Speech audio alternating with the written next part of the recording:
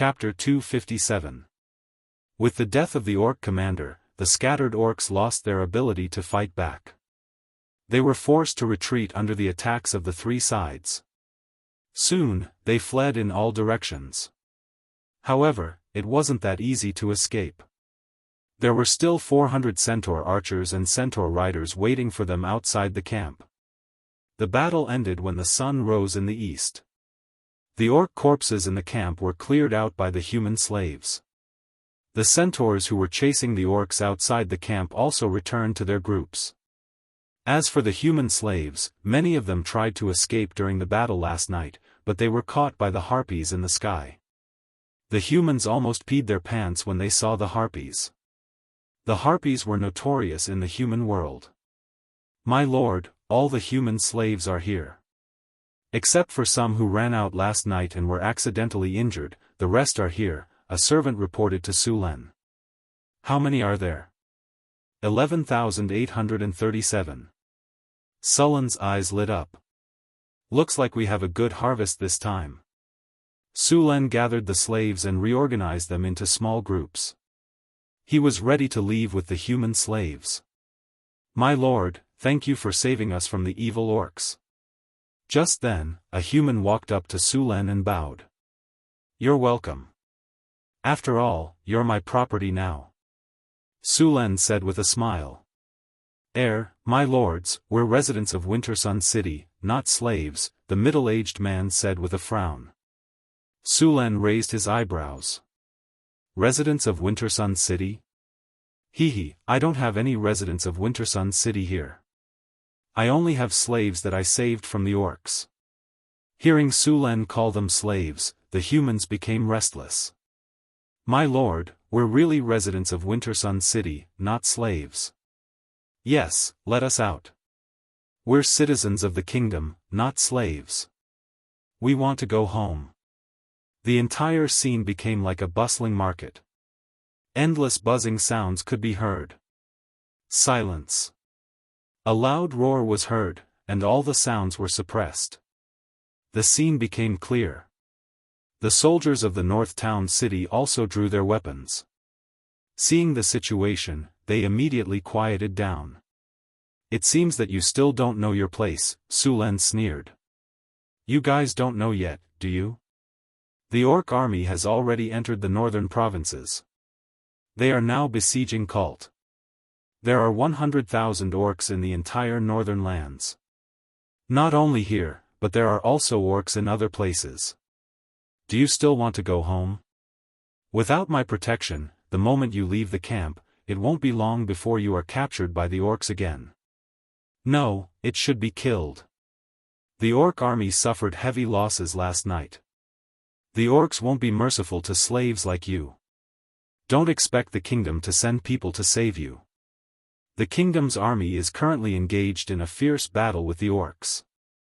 They won't be able to take care of you.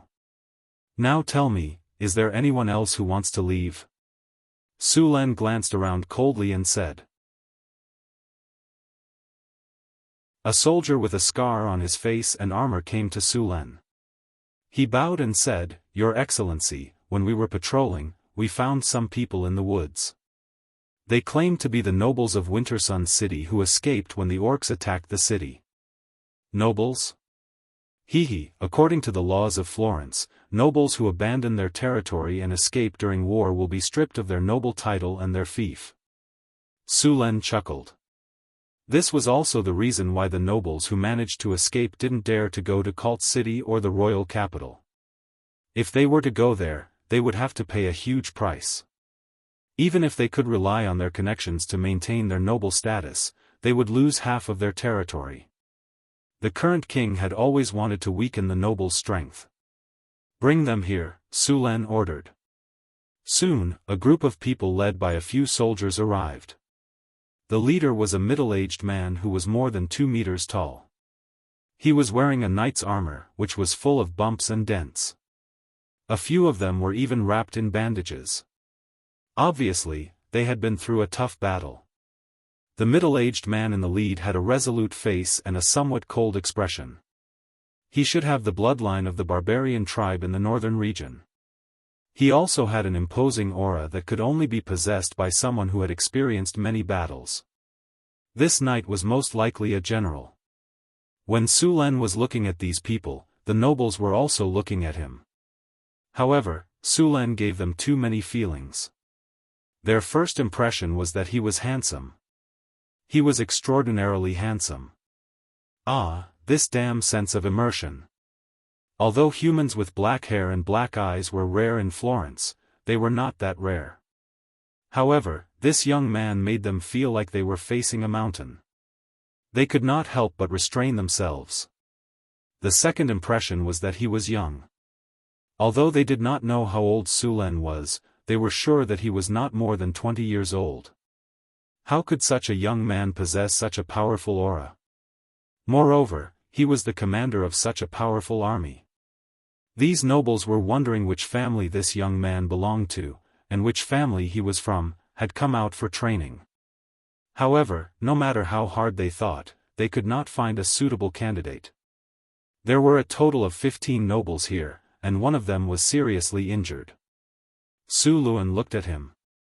If he didn't receive treatment soon, he wouldn't be able to live past today. Su Luen then snapped his fingers, and a light green light flashed. Physical healing. Green life energy appeared and integrated into the body of the injured person. The originally serious injury began to recover quickly. Soon, this seriously injured person recovered from a near-death state to a moderate injury. This kind of injury would be healed after a period of rest. These people in front of him were more or less injured. Only a thin figure covered in a gray cloak was not injured. This naturally attracted Sullen's attention. "Honorable sir, thank you for your help."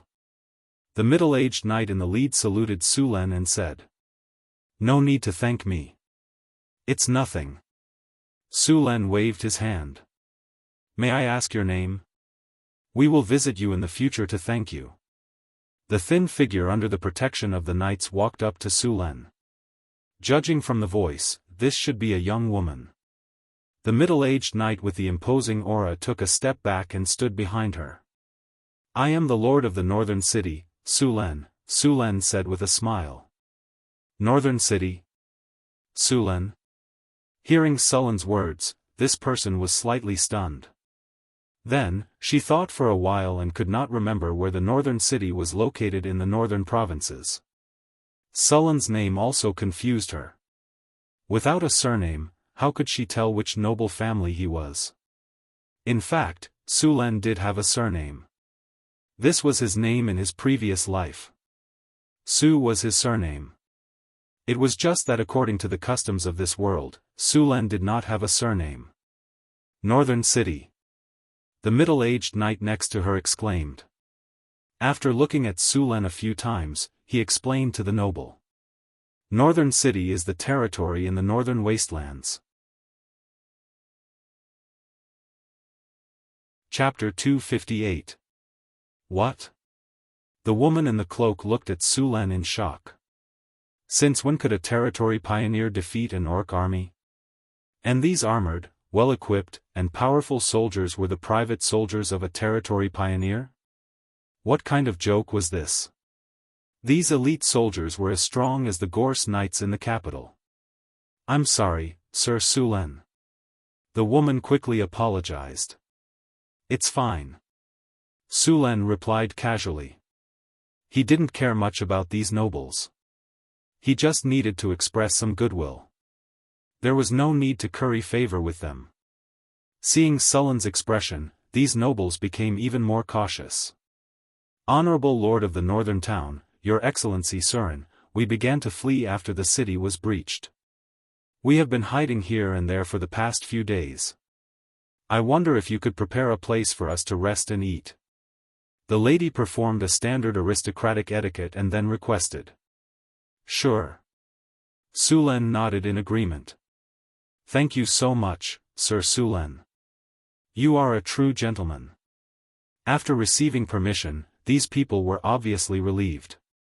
They didn't have to worry about being captured by the orcs, and they didn't have to wander around in the wild. They had suffered a lot in the past few days. Now, they finally had a place to rest. Su Len waved his hand and asked a servant to prepare a few horses and a simple carriage for them. Then, he asked them to retreat with the army. For safety reasons, Su Len arranged a few barbarian warriors around them. These barbarian warriors were all grade 3 extraordinary professions. No matter what these people were thinking, they wouldn't be able to do anything. These nobles weren't dissatisfied with Sullen's arrangement. They also understood Sullen's intention. The army quickly returned to the Blackstone fortress. Su Len arranged rooms and food for the nobles and didn't pay any more attention to them. After all, he was very busy right now. It was not easy to send all 10,000 human slaves back to the North Town. Fortunately, Su Luen had enough manpower now. He divided these refugees into groups of 10 people and a platoon of 100 people. Then, he would send them back in batches. Each batch would send 1,000 people, and there were 200 soldiers in charge of guarding them. The distance between the Blackstone Fort and northern Garrison City was about 150 kilometers. If it was an army marching, it would only take 4 to 5 days to arrive. If it was a cavalry, it would be even faster. However, they were currently transporting slaves. These people would need at least a week to arrive. In other words, a round trip would take at least 10 days. However, this couldn't be helped. After all, it wasn't safe to leave all the slaves in the Blackstone Fortress. It would be troublesome if the beast men remembered this place.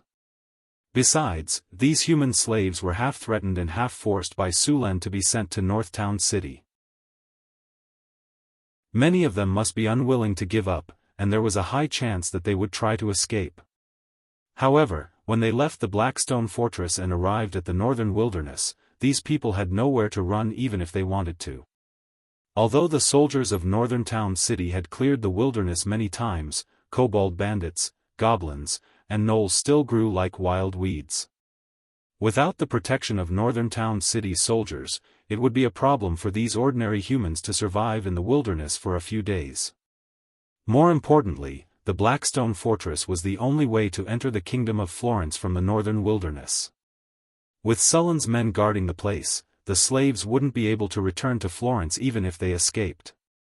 As for following the example of the orcs and taking the shortcut to cross the Napier mountain range, even the powerful orcs had suffered heavy casualties, let alone the ordinary humans.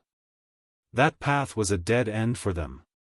Su Len selected 50 archers, 50 spearmen, and 100 harpies to escort the slaves. He also announced in front of the human slaves that if they tried to escape, the harpies would deal with them. After hearing Sullen's decision, the harpies flew back and forth in the air excitedly. Their eyes scanned the human slaves back and forth. Even Su Len felt a chill run down his spine when he saw their gazes. 100 harpies. Even a knight would be squeezed into medicinal dregs. The human slaves who wanted to escape broke out in a cold sweat. They threw the thought of escaping out of their minds. It was too cruel. Su Len laughed inwardly when he saw these humans keeping quiet out of fear. He then arranged for his men to start the transportation according to the plan. 1,000 people left North Town City in batches. It took a day for more than 10,000 people to leave. While Su Len was arranging for the evacuation of the slaves, the nobles were carefully observing this rising overlord of North Town City. In their opinion, Sullen's rise was too fast. It only took him a year to build a city from a desolate territory. He was also known as the Pearl of the Northern Region. As nobles of the Northern Region, they were curious about him and coveted his white sugar production skills. However, when these nobles came into contact with North Town City, they had a clearer understanding of how powerful the city was. Your Excellency, they're evacuating the people of Winter Sun City. We can't let them do that. After seeing Su Len evacuate the people from the Blackstone stronghold in batches, the nobles couldn't remain calm. Although they were nobles, they never cared about the peasants in their territory. But if all the refugees were taken away, only the nobles would be left. How could they still play then? No one would farm for you, no one would work for you, and you wouldn't even be able to collect taxes. You wouldn't even have enough land to feed yourself. You wouldn't even be able to oppress and exploit anyone. No one wanted to be a noble. Therefore, when they saw North Town City's actions, they subconsciously wanted to stop them. Be quiet. The veiled woman scolded sternly, pay attention to where you are. This isn't Wintersun City. Wintersun City has been conquered by the orcs. We're just a bunch of pitiful creatures living under someone else's roof. What are you doing? Are you going to tell him that there are people? Are you going to ask him to give them back to us? The woman's sarcastic voice was particularly harsh. We can't just watch them take our people away. One of the nobles said anxiously. The veiled woman furrowed her brows. Her clear and melodious voice carried a seductive charm. She stared coldly at the middle-aged man who had just spoken. Ever since we abandoned the city and fled on our own, we were no longer their feudal lords. Are you sure you want to argue with Sir Sulen? The veiled woman raised her head slightly and looked at the barbarian warriors not far away. She continued, do you see those barbarian warriors? Do you know how strong they are? They're just some barbarians. How strong can they be? Another noble said disdainfully. The Florentine nobles looked down on the barbarians who were all brawn and no brains. However, they did have the strength to look down on the barbarians. Just some barbarians? The veiled woman shook her head and looked at that person as if she was looking at an idiot. Locke, tell them.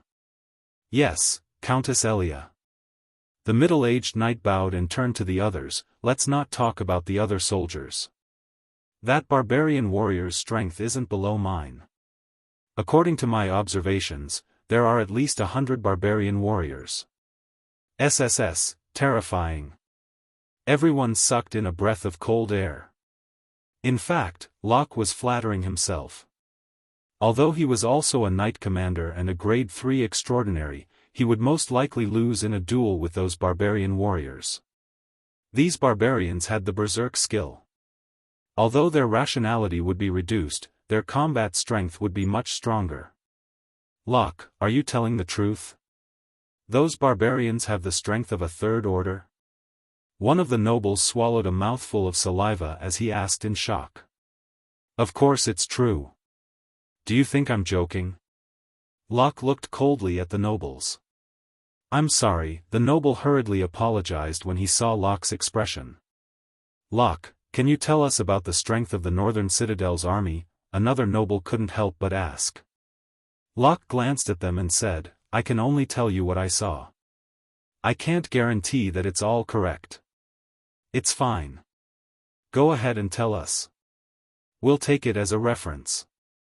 The Northern Citadel's army has about 5,000 people. Not only are there barbarians, there are also some centaurs and half-elves. There are also about 4,000 humans. The Lord of Sulen has a very high reputation among these soldiers. The army is mainly composed of pikemen, archers, and some centaur knights.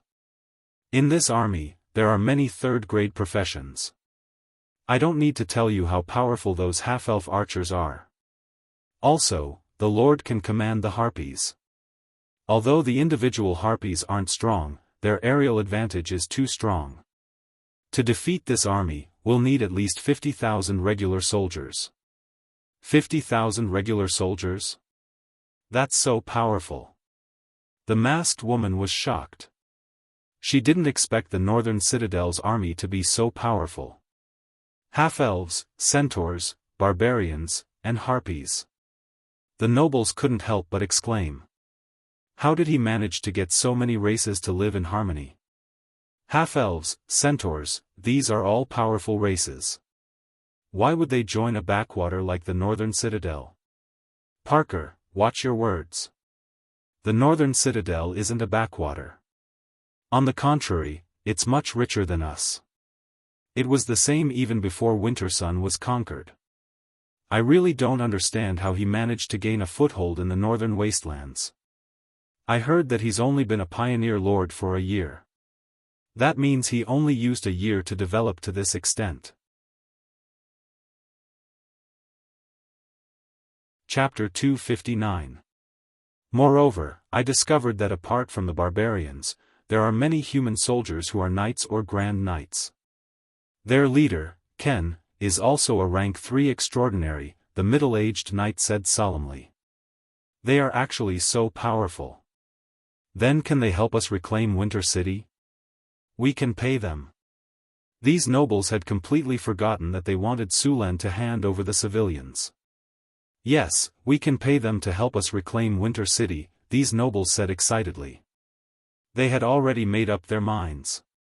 As long as they reclaimed Winter Sun City, they would not be considered to have abandoned the city.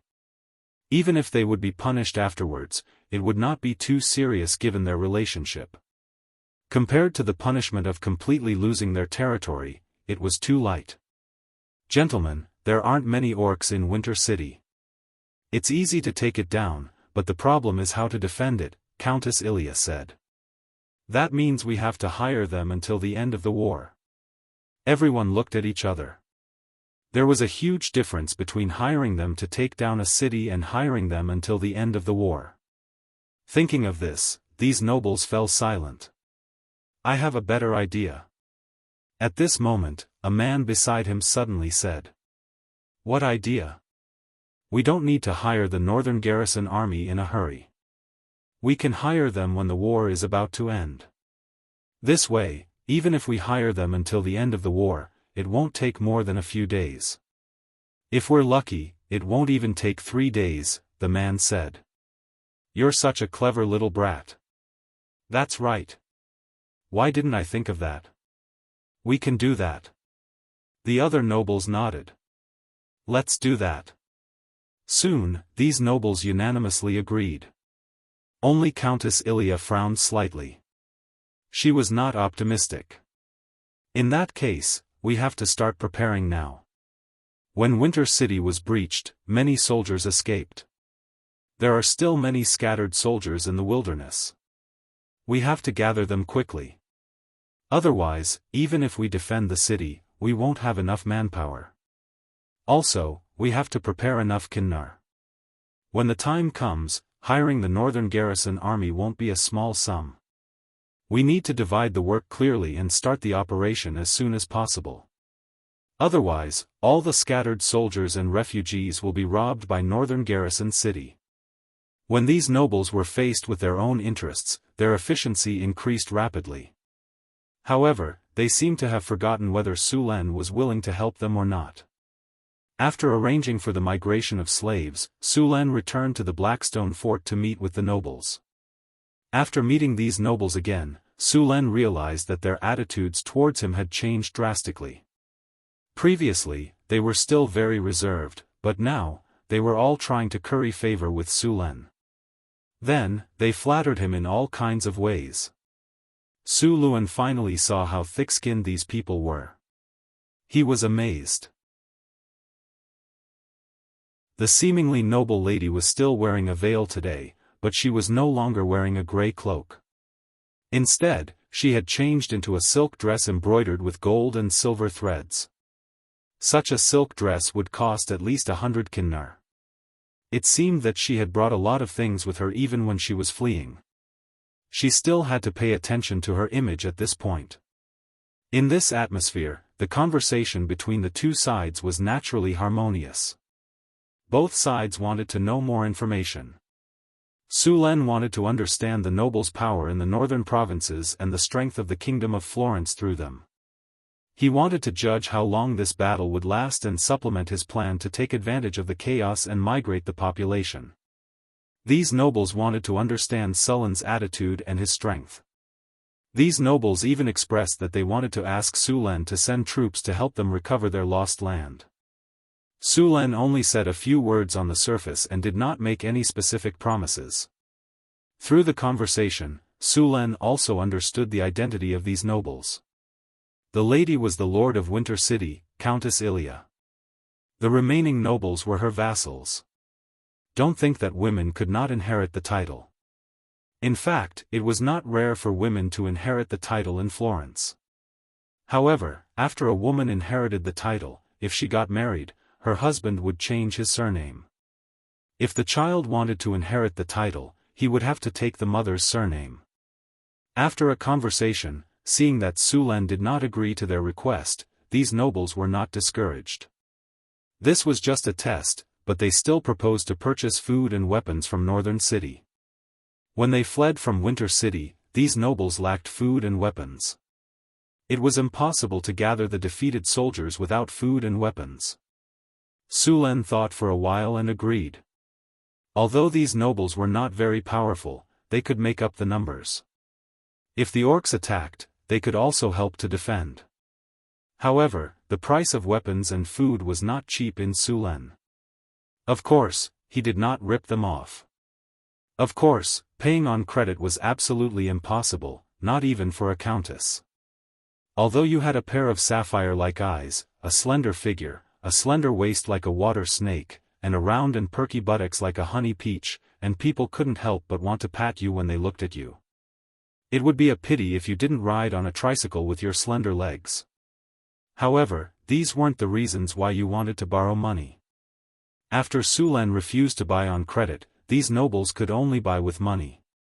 As they did not have much money, these nobles bought 500 people a month's worth of food and iron-plated armor and weapons. This made Sulen sigh at the wealth of the nobles.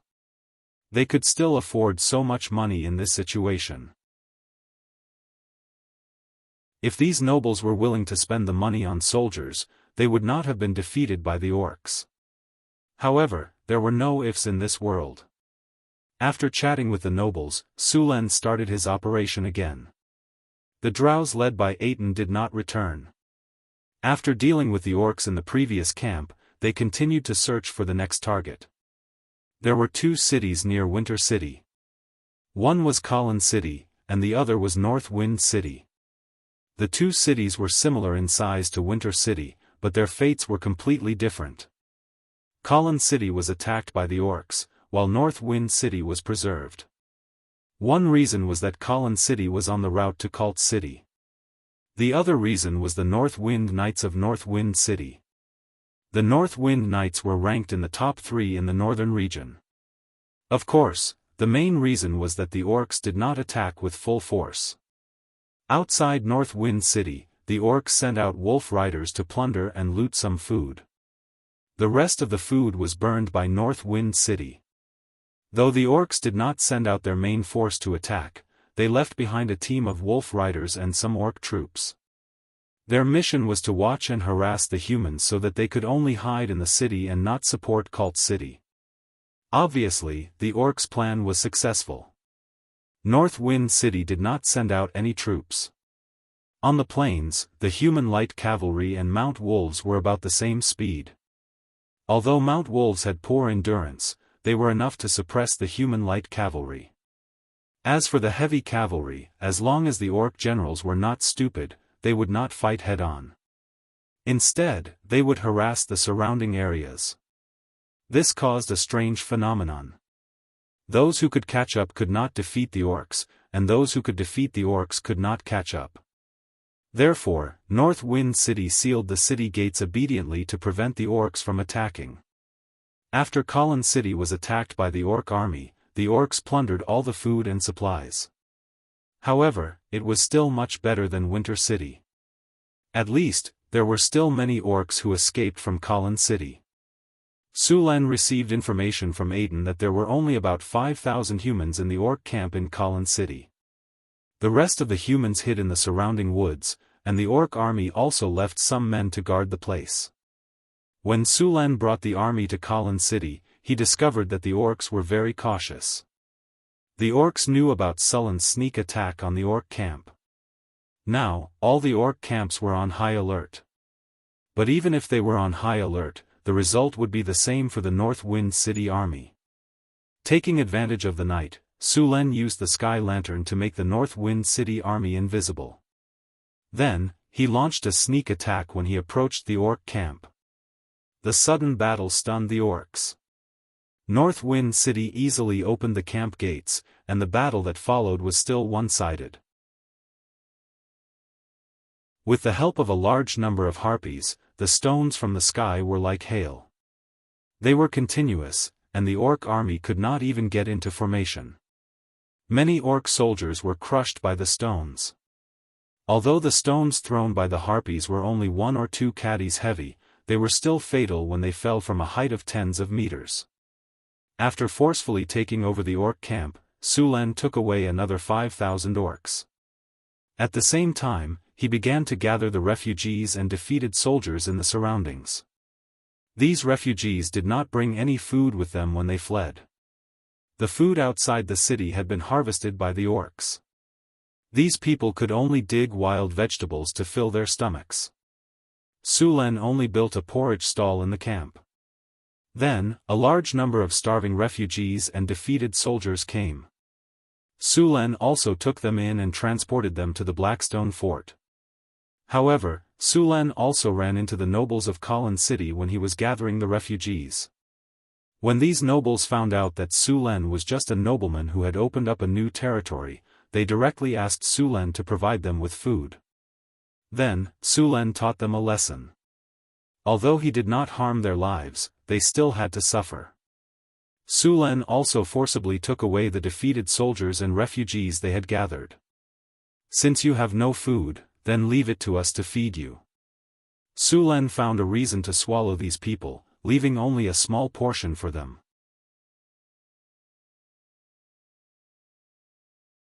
Chapter 260. In the end, Sulen obtained more than 13,000 refugees from Khalin City. To prevent any unforeseen events, Sulen directly brought these refugees to Blackstone Fortress. Sulen didn't get too much food after taking down the 2 orc camps. The orcs wouldn't waste food here. Luckily, the northern city had more food than they could eat. When Sulen set off from the northern city, he brought a large amount of food with him. The soldiers who escorted the refugees to the northern city would also bring some food with them when they left. So even though Sulen had gathered a large number of refugees, he still had plenty of food. After resting for a day in the Blackstone Fortress, he let the refugees rest for a day before beginning the migration to the northern city. The siege of Cult City was still in full swing. However, the rear of the orc army was also not stable. In order to get more people, Sulen began to continuously attack the camps where the human slaves were kept. In just half a month, 3 of the orc army's camps had been breached. The casualties were not serious, but the human slaves they had captured had all been taken away. This made the orcs, who had high morale, very angry.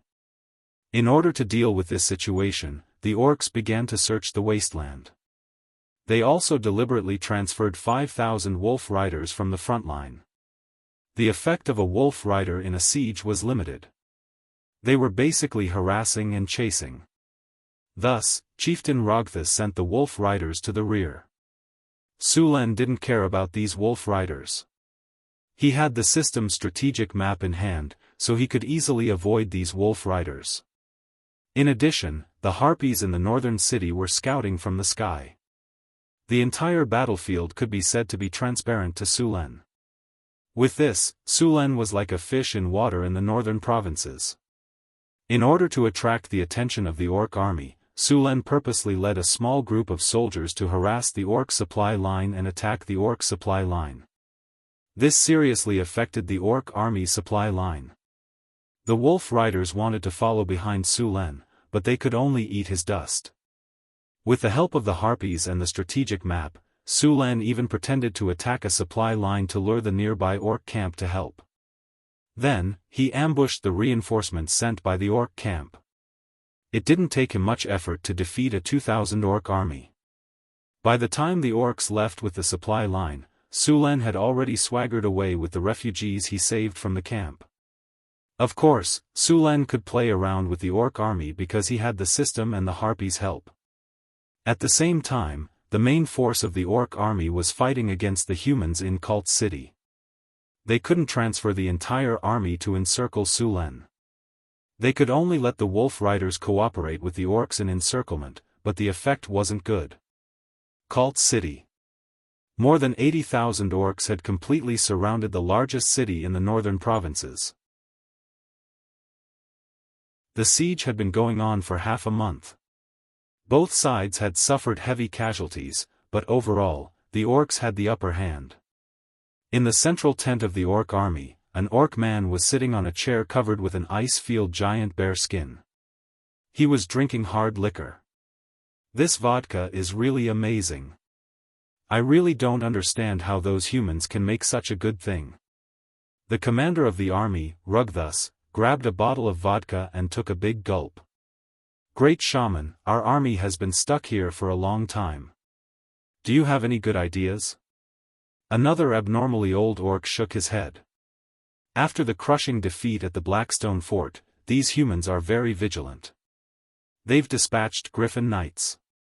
Although our Wyvern Knights are powerful individually, they're too few in number. And we've also made a mistake. We shouldn't have surrounded the entire city. If only one side of the wall was left, we might have broken into the city by now. Why is that? Because we've surrounded the entire city. The humans have no way out. Naturally, they'll fight us to the death. The old shaman's voice was hoarse. It sounded like he was scratching a wooden board with his fingernails. It was very uncomfortable. Then let go of the southern wall, Rogessus ordered.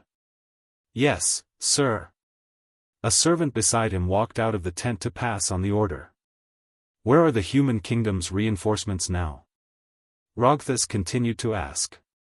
An orc general below replied, because we've broken through the Blackstone Fortress and surrounded Cult City, the human army has sped up their march. In about 3 days, they'll reach Cult City. The number of reinforcements is around 100,000. They're led by Marquis Winter of the Human Kingdom. Looks like the humans are getting anxious. The Pillar of the Kingdom, the legendary Knight Winter, has also been sent. Rogthus sneered. Chieftain, should we make some preparations first? One of the orc generals suggested. We definitely won't be able to take down Cult City in 3 days. When the human reinforcements arrive, they'll attack us from both inside and outside. We'll be in a passive position. Don't worry, I've already made the arrangements. Rogthus waved his hand. At this moment, an orc messenger hurried in. Chieftain, there's an urgent military report. What happened? Rogthus put down the bottle of wine and asked. Chieftain, we've just received news that one of our human camps has been breached. 2,000 warriors have been killed or injured, the messenger said. Bang! With a loud bang, the thick wooden table in front of Rogessus was smashed into pieces by his palm. We failed again. I'm sorry, chieftain. The messenger was so scared that he quickly bowed down. He didn't even dare to raise his head. After a while, Rogthus suppressed his anger and said, Have you figured out the reason for the failure? We have some guesses. The enemy seems to have a very powerful and covert detection ability. They seem to know our movements like the back of their hand.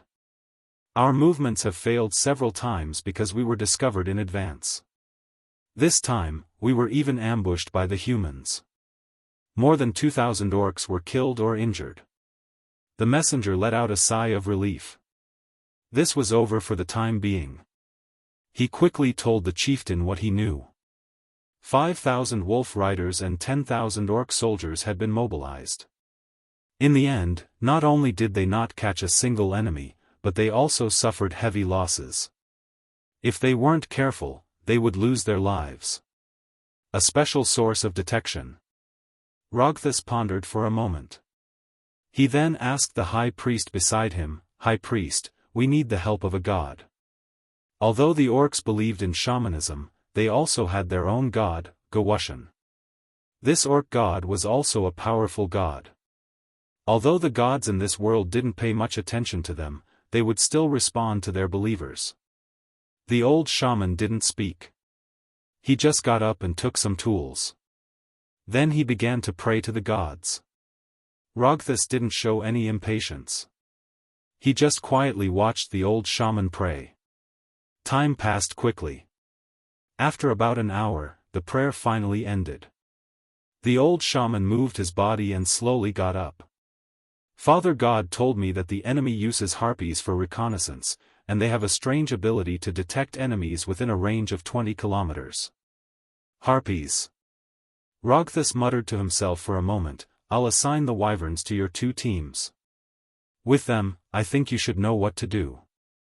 I want you to eliminate that rat as soon as possible. The herald was overjoyed when he heard that Rogessus had allocated 2 teams of wyvern knights. He immediately patted his chest and promised, "Don't worry, Patriarch. This time, we will definitely get rid of those rats." Rogthus smiled and said, "Then it's settled. I'll wait for your good news." Barton. An orc with a body that wasn't considered strong among the orcs, but he looked very well proportioned. He walked out. "Patriarch, Barton is ready for your orders." Although wyverns could fly, their carrying capacity was limited. Therefore, each wyvern knight couldn't be too strong. However, in order to deal with the war, they had to be strong and skilled in martial arts. You take 2 teams of wyvern knights and join the encirclement of that rat. Kill that rat as soon as possible. Do you understand? As you wish. Barton beat his chest with his right hand and performed an orc military salute. "Patriarch, don't worry. As long as we cut out those harpies, we will definitely kill those rats in the shortest time possible." The herald said confidently. "This is your last chance. If you can't do it, then go and repent to Father God." Rogthus said coldly. His tone was like the cold wind from a glacier, making people feel cold all over. "Yes. Yes." The herald's body trembled a few times, then he bowed and left the tent. When he came out, he discovered that his body was covered in cold sweat. Sulen was escorting a large number of refugee slaves with his team. After eating the 2,000 orc army, the orcs finally became well-behaved. They all tightly guarded their camp and didn't attack again. Sulen took advantage of this time to continuously recruit refugees. Many villages outside the city fled when the orcs raided. Now that Sulen defeated the orcs, these people naturally followed Sulen. In this era, there was an unwritten agreement between the nobles and their subjects. That was, the subjects worked for the lord and paid taxes, but the lord had to guarantee the safety of the subjects. If they couldn't do it, then the lord would gradually lose the hearts of the people, and the subjects would scatter. This kind of situation was very rare in the south of the kingdom. After all, there were very few wars in the south. However, in the north, this agreement was still very important. Sulen easily recruited a large number of people.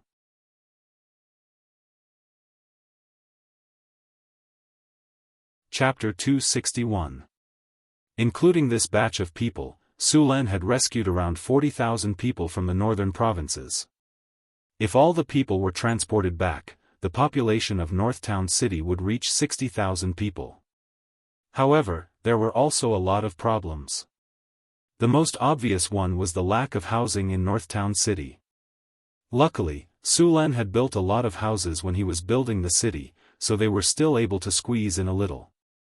If they followed Sulen's plan and moved 100,000 people from the northern provinces, Northtown City would not be able to accommodate them all. Naturally, Sulen was unwilling to give up the migration now. If he missed this God-given opportunity, it would be difficult to obtain a large number of people in the future. Therefore, even if he knew that such houses were not enough, Sulen still did not stop migrating people. Luckily, he knew there was a shortage of houses. He just told the people to build them as soon as possible. The population of Northtown City had skyrocketed, and the labor force was abundant. It was not a problem to build some houses. Another thing that annoyed Sulen was the fact that the mass migration had lowered the morale of the people. In the system interface, the morale of Northtown City had always been above 90. Sometimes, it would even reach 100. There were many buildings in Northtown City that could increase the morale of the people, but the morale of the people was not static. Luckily, the Lord's castle in Northtown City had the effect of gaining the morale of the people. After living in Northtown City for a while, the morale of the people would increase. Although some of the buildings in Northtown City did not seem to be very useful, the effect they had was very shocking. For example, the morale of the people. Su Len did not pay much attention to it before, but he did after he recruited the Grey Dwarves. He knew how the Grey Dwarves were. They were selfish and cunning, but the Grey Dwarves in Northtown City were slowly changing. Although they were still selfish and cunning, they were more like the mountain dwarves when it came to loyalty to Northtown City. This kind of subtle influence made Su Luen smack his lips. There were also the half-elves.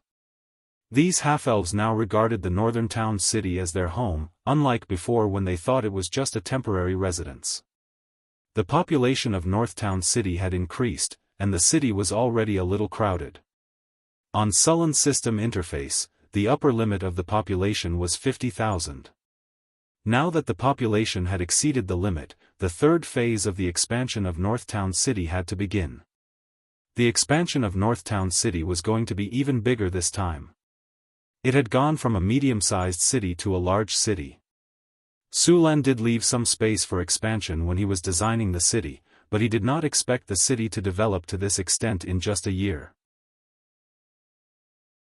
In northern Battlefront City, although a large number of people had arrived and caused the city to become a little chaotic, it was quickly adjusted.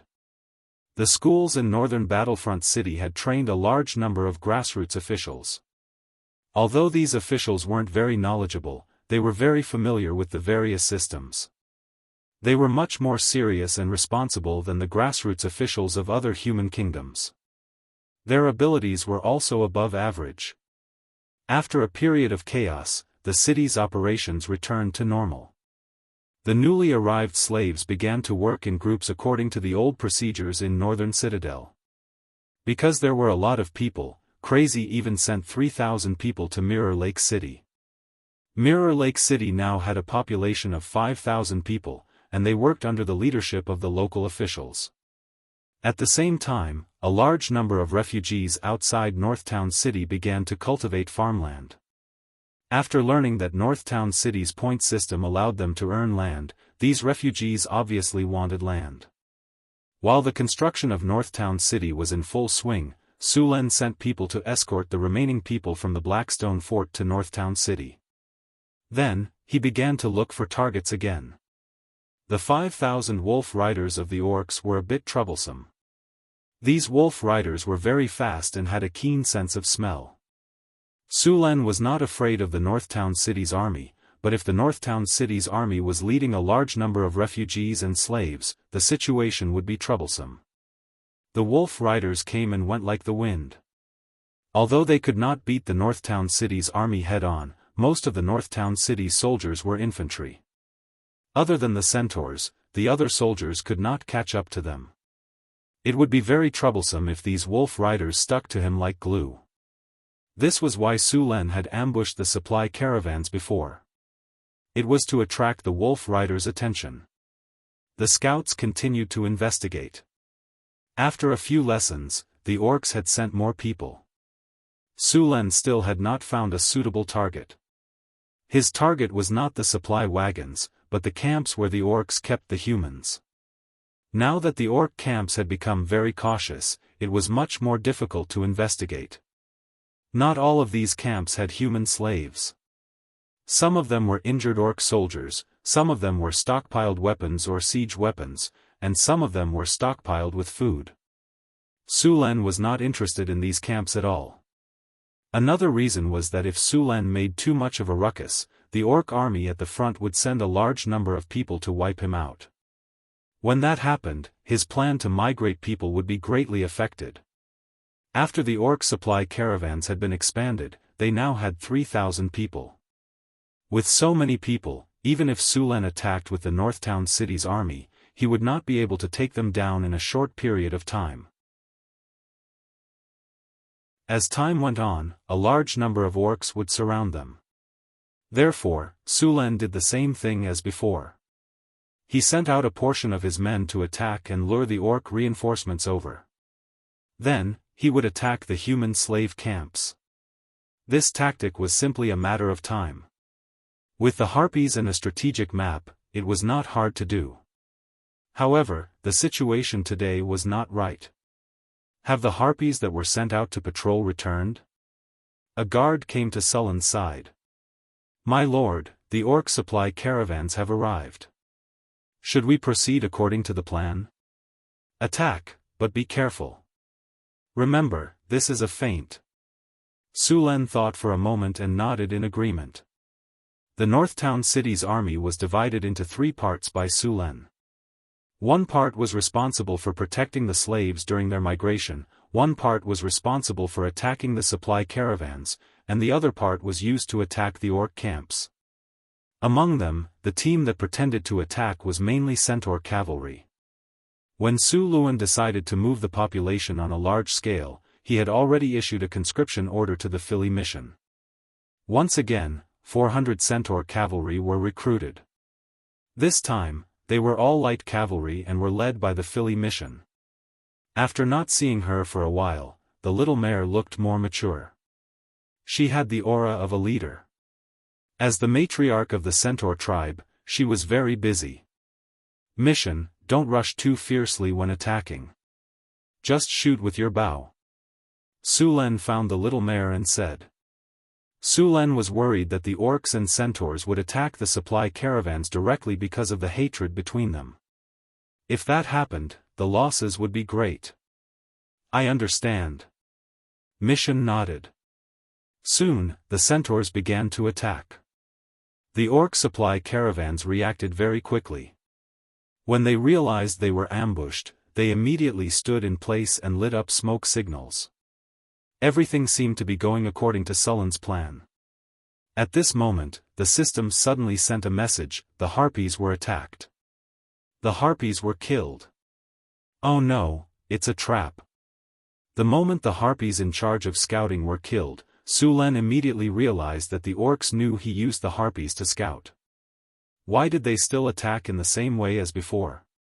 It was obviously a trap. Retreat. Send a signal to mission. Retreat immediately. Sulen decisively ordered. Yes, sir. A messenger jumped on his horse and immediately ran towards the centaurs. The other soldiers also gave up attacking the orcs' camp under Sullen's order and began to retreat.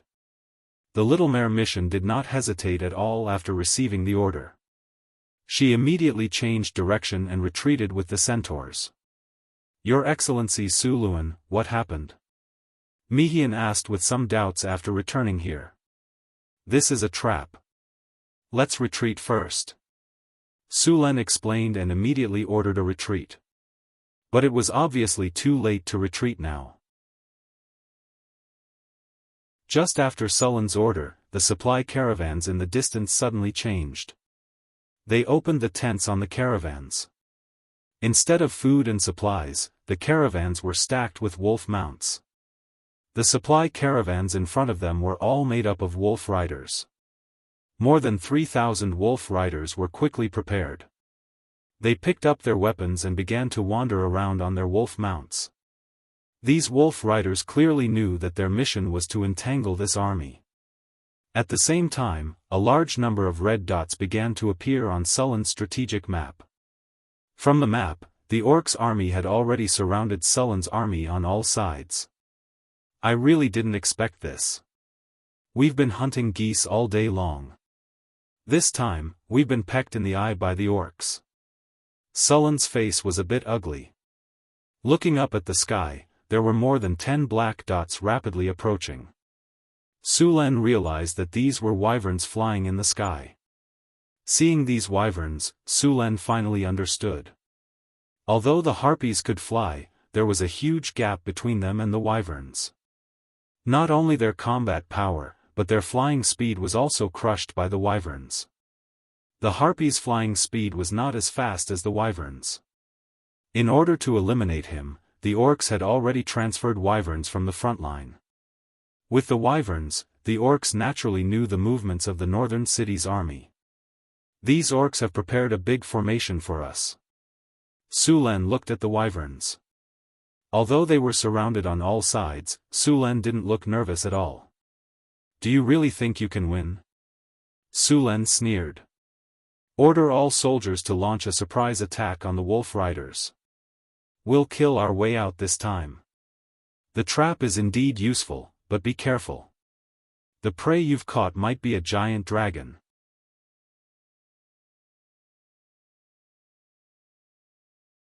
Chapter 262. Su Len didn't play hide and seek with the orcs anymore. Instead, he commanded the army to charge at the wolf riders. Raise your morale. Boost morale. Lower enemy defense. After a few flashes of light, the morale of the northern city army was boosted. They sped up and charged at the wolf riders.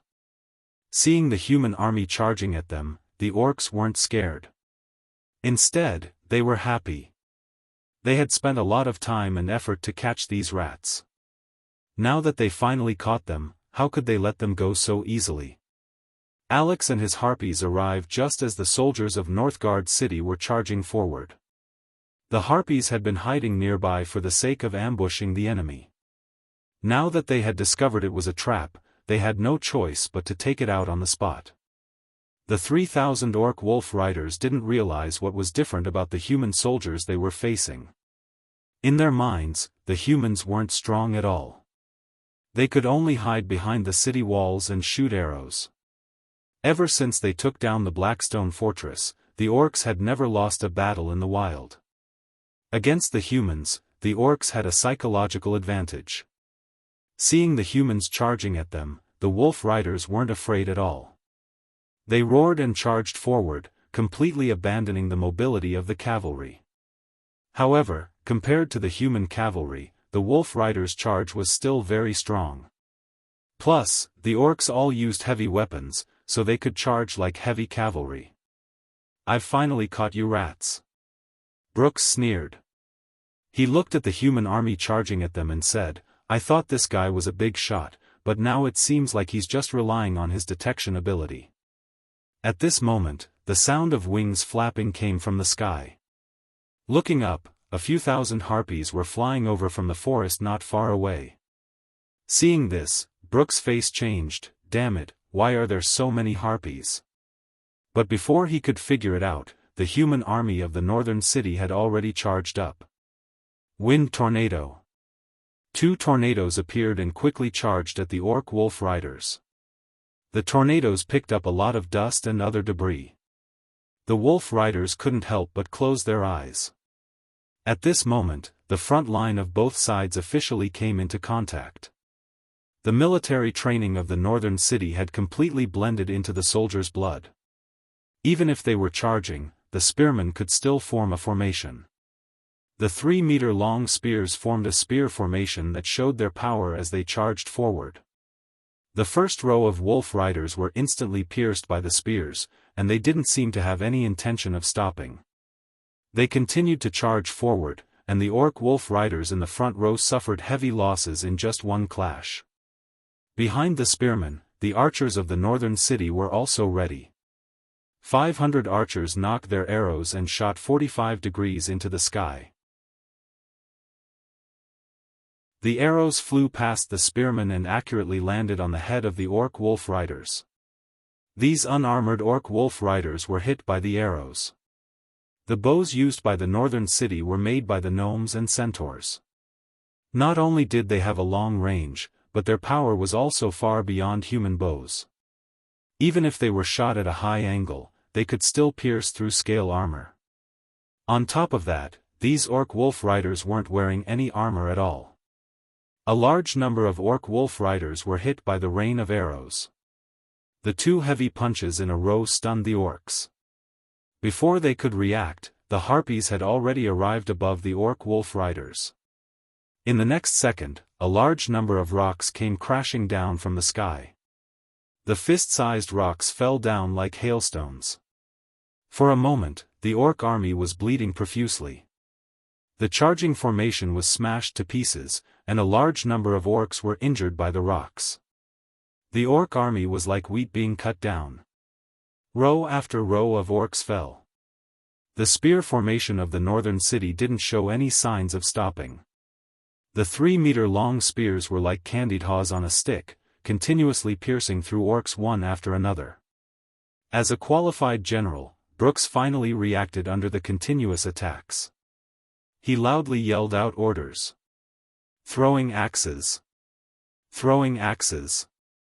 The orc wolf riders weren't equipped with bows, but they were equipped with throwing axes. When they were charging, they were very powerful.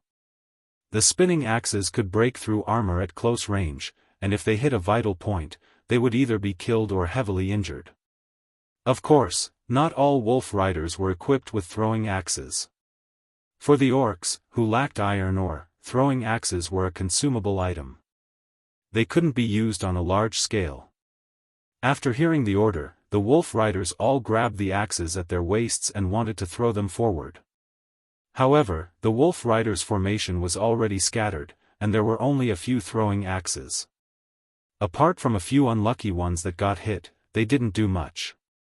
On the contrary, under the continuous attacks of the arrows and the harpies, the orc wolf riders suffered heavy casualties. When the northern city army was charging, the Little Mare mission had already brought the centaurs to the flank of the orcs. 800 centaurs directly rushed up from the flank. At the very front were 200 centaur heavy cavalry in iron armor. These centaurs were tall and strong, and their iron armor shone with a cold light. When they ran, they were like tanks, destroying the flanks of the orcs. Wherever they went, the orc wolf riders' corpses were strewn everywhere. They didn't have any power to fight back at all. Facing such a situation, Brix was horrified to discover that the orc wolf riders had completely collapsed in just a dozen minutes. The orc wolf riders that he had been relying on were like paper tigers in the face of the human army's charge, and they were easily broken by the human army. The orc wolf riders that had suffered heavy losses began to collapse on a large scale. However, at this time, both sides were completely entangled. It was easier said than done to escape from the battle, not to mention the centaurs and the harpies were constantly attacking from the sky. In the end, only a small number of wolf riders managed to escape. The rest were all killed on the battlefield. The entire battle only took 30 minutes from start to finish. Sulen didn't let the army rest. At this time, on the strategic map, the orc army was getting closer and closer while the northern city army and the wolf riders were fighting. From the map, the orcs had mobilized more than 20,000 orc soldiers and 3,000 wolf riders to surround the northern city army. According to their idea, the wolf riders were responsible for stopping the human army after discovering them and not giving them a chance to escape. In the orcs' eyes, 3,000 wolf riders was a distraction. Even if they couldn't win, they wouldn't lose either. However, they had completely underestimated the strength of the northern city army. They had also underestimated Sullen's decisiveness. After discovering that they had fallen into a trap, he directly ate the wolf rider. Without the wolf riders, the northern city army's speed was no longer slowed down. Now, it was Sullen's turn to make his move. The distance of 20 kilometers was not too far. The orc army could reach there in an hour at most. However, rushing like this would make the soldiers tired, and directly entering the battle would cause the soldiers' fighting strength to decrease. Therefore, the orcs did not rush. Su Luan estimated that it would take at least 40 minutes for the orcs to reach there. This caused a very serious consequence. Although the orcs had the absolute advantage in terms of numbers, with 20,000 orcs, they were 4 to 5 times more than the northern city army. However, in order to surround the city, the orc army had split into 4 groups. None of the groups had any advantage over the northern city army. As a matter of fact, the orcs still didn't understand the strength of the northern city army. In their eyes, the human army was only 4 to 5,000 strong. Any one of the 4 groups had the confidence to defeat them. Unfortunately, the northern city army and the Florence army were 2 completely different concepts. Although the orcs had surrounded the northern city army, they had also given the northern city army a chance to take them down one by one. Under such circumstances, the defeat of the orcs was already foreseeable. He opened the strategic map and found that the closest orc army to them was the one in the north. At this time, they were only 10 kilometers away. Seeing this, he was sure that this army would be the first to attack. Without cleaning up the battlefield, all the soldiers directly mounted their horses and rushed to the north. It took less than 10 minutes for the two sides to cross the 10-kilometer distance. Su Luan saw a group of orcs rushing here from a distance. Dismount and get into formation. Prepare for battle. With that order, all the soldiers dismounted and quickly got into formation. By the time the beast men arrived, the army of Northern Town City had already gotten into formation. After seeing the orc army, Su Len didn't hesitate at all. He immediately ordered the army to attack. The orc army had rushed over in a hurry. Their formation was messed up, and they hadn't gained a firm footing yet. This was the perfect time for a surprise attack. No one would wait for both sides to get into formation before attacking. Those who acted like gentlemen would have died countless times already. At the same time, the spear formation was at the front, the archers were at the back, and the centaurs were at the flanks. The barbarian guards were even more powerful. The first to make contact were still the harpies. With their wings, they had the fastest mobility on the battlefield. More than 2,000 harpies flew above the orc army, and then a large number of stones were thrown down. Although the orc army had conquered many human cities and obtained a large number of armor and equipment, it was still not enough for everyone to have one. Only a small portion of the orcs were wearing iron armor. The rest were either inlaid with iron scales or leather armor. Their weapons and equipment were also varied. They couldn't do anything against the attacks of the harpies. Rocks rained down from the sky, smashing the heads of the orcs who didn't have metal helmets. The orc army that was already in a mess quickly dodged the rocks, and their formation became even more chaotic. Seeing this, Su Luan didn't want to miss this opportunity. The army of North Town City took this opportunity to launch an assault.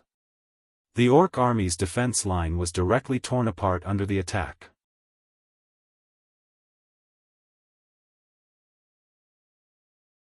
Chapter 263. The northern citadel's pikemen had been through a lot of battles. Even the weakest pikemen were elite pikemen. The backbone of the army was the heavy armored pikemen. These heavy armored pikemen had all reached the level of knights. In the kingdom of Florence, a knight was at least a centurion.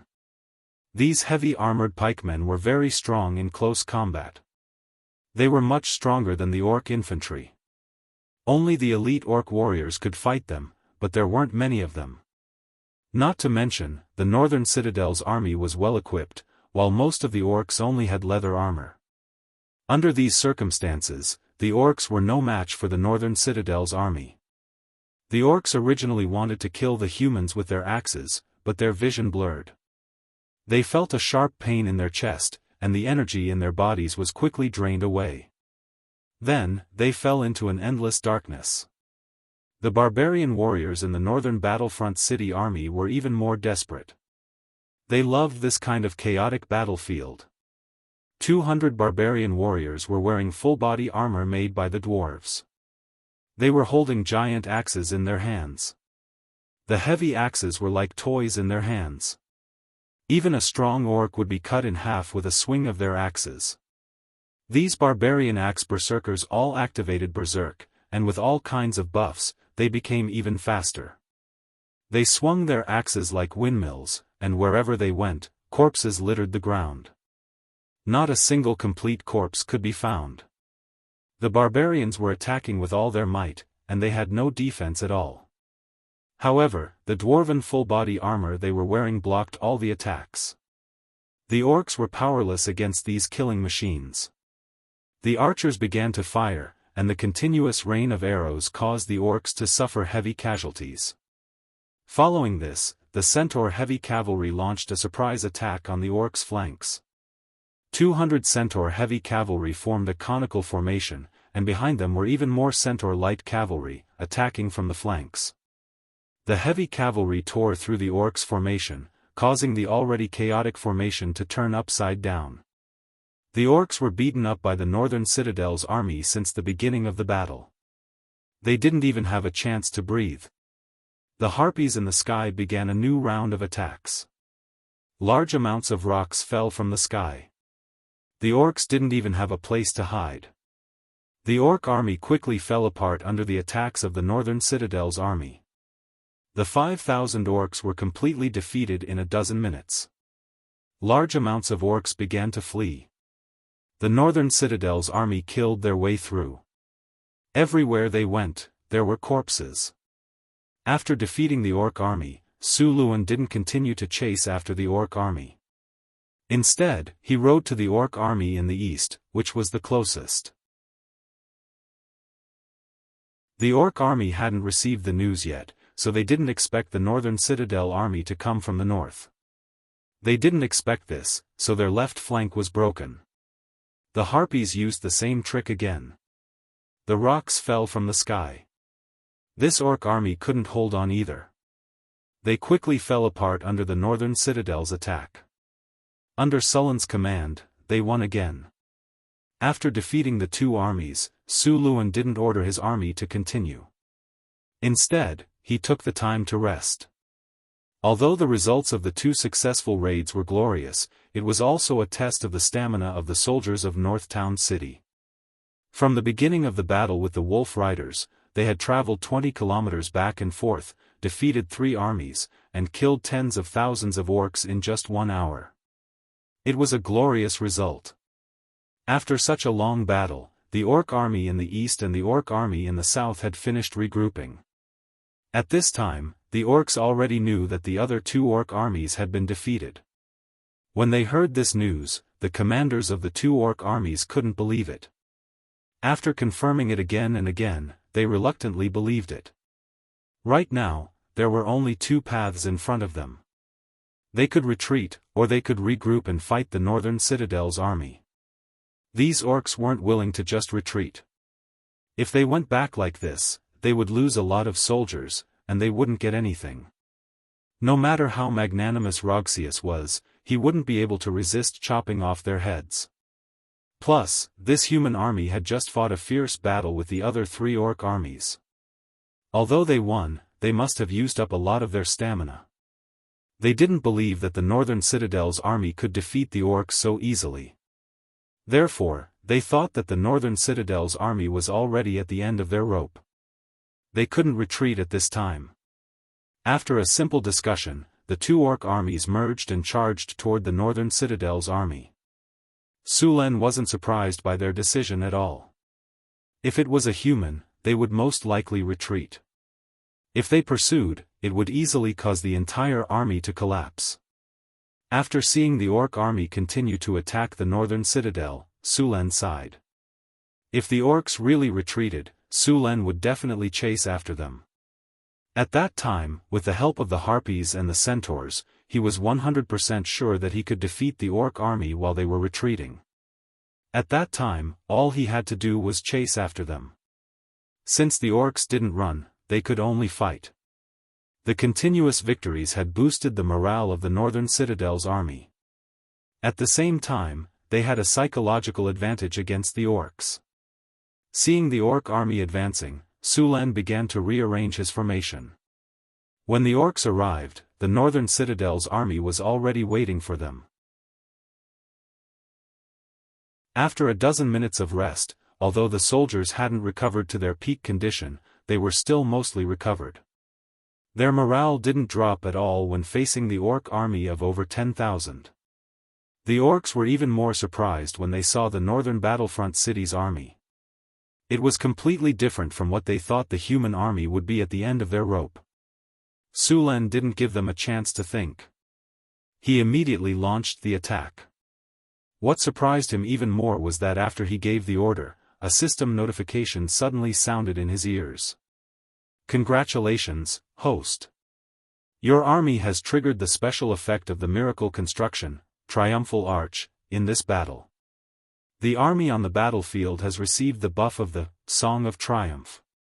At the same time, in the northern citadel far away in the northern wastelands, a different kind of energy suddenly came from the solemn triumphal arch.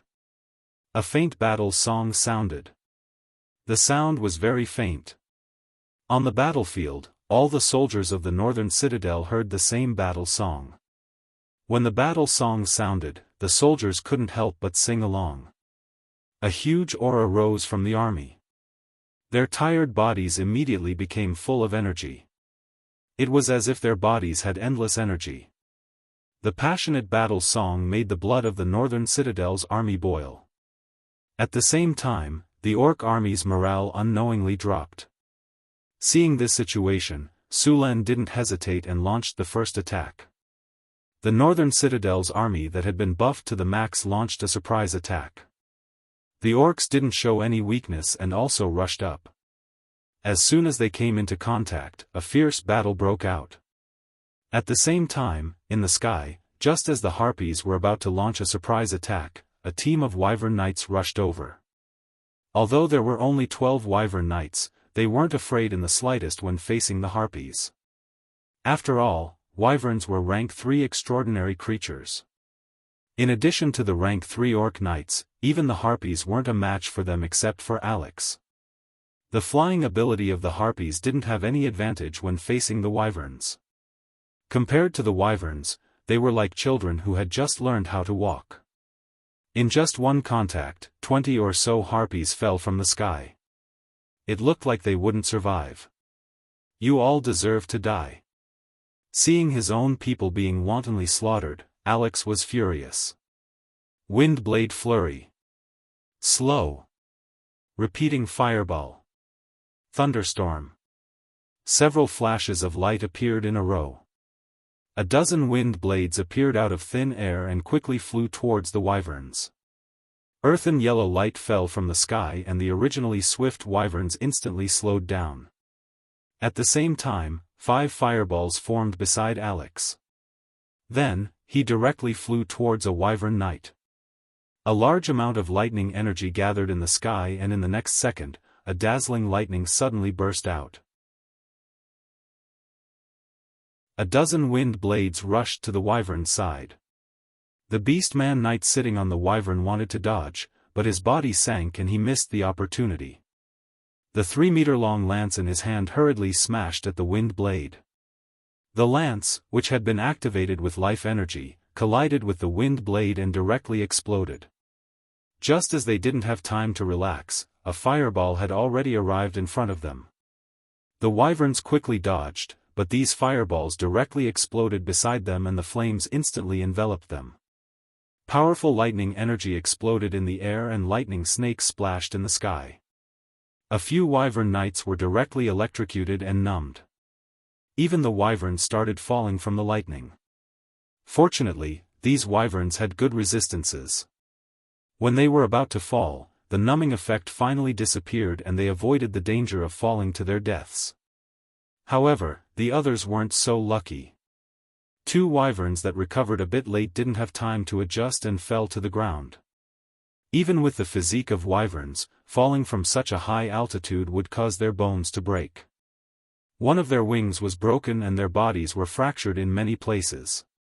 Seeing this situation, the centaur knights wandering around the periphery directly rushed up and easily killed the confused orcs before they could react. The wyvern knights that were hit by the repeating fireball were burned by the flames. The shockwave swept across and their bodies also started falling. However, they quickly regained their balance. After all, the shockwave produced by the explosion had limited effects. Whoosh whoosh whoosh. At this time, a few javelins suddenly flew out from the Northgard city's army. These javelins were powerful and heavy and instantly hit the wyverns. These wyverns stiffened and then accelerated their fall.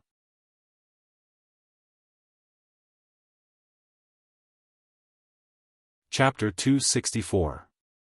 Sulen moved his wrists and weighed the spear in his hand.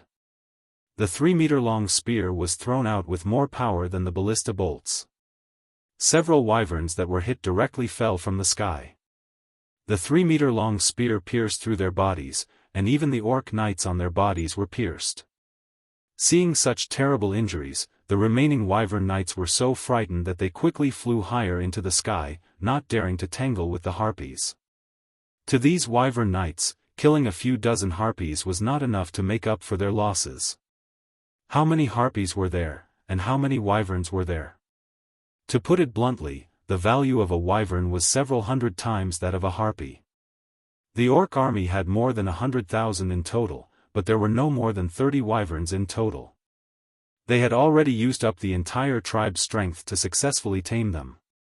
The amount of resources and energy spent was too much for a large tribe like theirs to bear.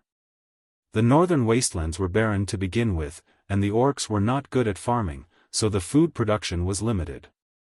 A Euron like the wyverns needed a bison for every meal. In a month, these 30-odd wyverns needed hundreds of bison. Not to mention the cost of capturing and taming them. Every wyvern was very precious in the orc tribe. Now, 6 or 7 wyverns had died in this battle. Such a heavy loss made Barton not dare to tangle with the harpies anymore. Even in Cult City, they had only suffered 3 casualties after fighting against the human griffin knights for half a month. On the other hand, the human griffin knights had suffered more than 20 casualties. Originally, Barton did not care too much about the mission of encircling this human army. After all, in their opinion, this human army only dared to launch sneak attacks. As long as they blocked them, it would be easy to deal with them. In the end, the development of the situation surprised them. After being surrounded, the human army did not have the slightest intention of escaping. Instead, they directly killed the wolf riders that were in charge of delaying them. Then, they quickly ate the 2 orc armies, and then went to fight with the remaining 2 armies. Even their wyvern knight squad suffered a great loss. The wyverns retreated from the battle in a panic. Alex coldly glanced at them and did not give chase. The main reason was that these wyverns were very fast, making it very difficult to chase them down. The battle below was still ongoing, so the harpies could not leave the battlefield. Without the wyverns' interference, the harpies once again launched a surprise attack on the orcs. A large number of stones fell from the sky, and the orcs, who lacked protection, were unable to resist at all. The originally struggling front quickly began to collapse. At this time, Sulen activated the lightning domain. There were no legendary level warriors in the orc army. After all, they thought that it wouldn't be too difficult to wipe out the small army that had been causing trouble at the rear. However, they didn't expect that the 20,000 orcs would be defeated by this small army. What was even more unacceptable was that the commander of this army was actually a legendary powerhouse. They had originally wanted to catch a big fish, but instead, they caught a shark. Not only was the bait eaten, but even the fishermen could not escape. Under the continuous attacks of the barbarian warriors, heavy armored spearmen, spear guards, harpies, and centaur cavalry, the orc army was in a precarious situation. After seeing Sulen activate the lightning domain, it was like the last straw that broke the camel's back. The entire orc army no longer had any intention of holding on, and completely collapsed. Seeing the orc army collapse, the morale of the northern city soldiers was even higher. With the help of the centaur cavalry, they began to chase and kill the orcs. The scattered orc army had no discipline at all. The mountains and plains were filled with orcs running wildly, afraid that they would be killed by the humans behind them if they were too slow. This orc army had completely lost the courage to continue. In the end, even if they managed to escape the pursuit, it would take a long time for them to recover their morale. The soldiers of the northern city were like chasing ducks. They chased the large number of orcs away. Along the way, there were corpses of orcs everywhere. Sulen chased for 20 miles. When he saw that the formation of the army had completely collapsed, he was shocked. He quickly ordered all the troops to gather. The hot-blooded soldiers of the northern city finally came back to their senses. After seeing that the army had completely dispersed, Sulen was also scared. If there was another army ambushing here at this time, with the performance of the northern city army, they would definitely suffer heavy casualties. Luckily, the orc army did not leave an ambush here. However, this also reminded Su Len that he could not be complacent at any time. Otherwise, he would end up like Cao Cao. I laughed at Zhou Yu's lack of strategy. Zhuge Xiaoji. What if I ambush another army? What will happen? That famous scene suddenly appeared in Su Len's mind. He shook his head and swept the scene of why the Prime Minister was laughing out of his mind. Su Len then ordered the army to clean up the battlefield. Although the orcs did not bring any supplies, they still had a lot of weapons and armor. Although these weapons were not as good as the ones in the northern city, they were still pretty good after being reforged. At least these weapons had been refined. Other than leaving a few people to clean up the battlefield, Su Len once again led his men to attack the orc camp where the human slaves were imprisoned. Half of the orc army in this camp had been mobilized. Now that Su Len's attack was unstoppable, it did not take him much effort to conquer the camp. Seeing this situation, Su Len decided to go all out. He directly led his men to attack the other camps where the human slaves were imprisoned. In order to deal with Su Len, the orcs had mobilized half of their army in the rear camp. Only the ones guarding the food were not mobilized. Now, the orc army was wiped out by Su Len. There was no longer an army that could pose a threat to him. Even if Su Luen swaggered past the orcs' camp with his human slaves, the orcs just held their camp without the slightest intention of attacking. Su Len ordered his subordinates to gather the prisoners while he checked his harvest. The battle is over. Congratulations, host. You have won an epic victory. The Battle of Encirclement and Counter-Encirclement, July 1687 of the Huiyue calendar. The northern orcs invaded the south. The Blackstone stronghold was breached in a week, and the northern provinces fell. You led the army of the northern city to conduct guerrilla warfare behind the orcs in the northern provinces. You successfully attacked the orc camps multiple times and caused a large number of casualties.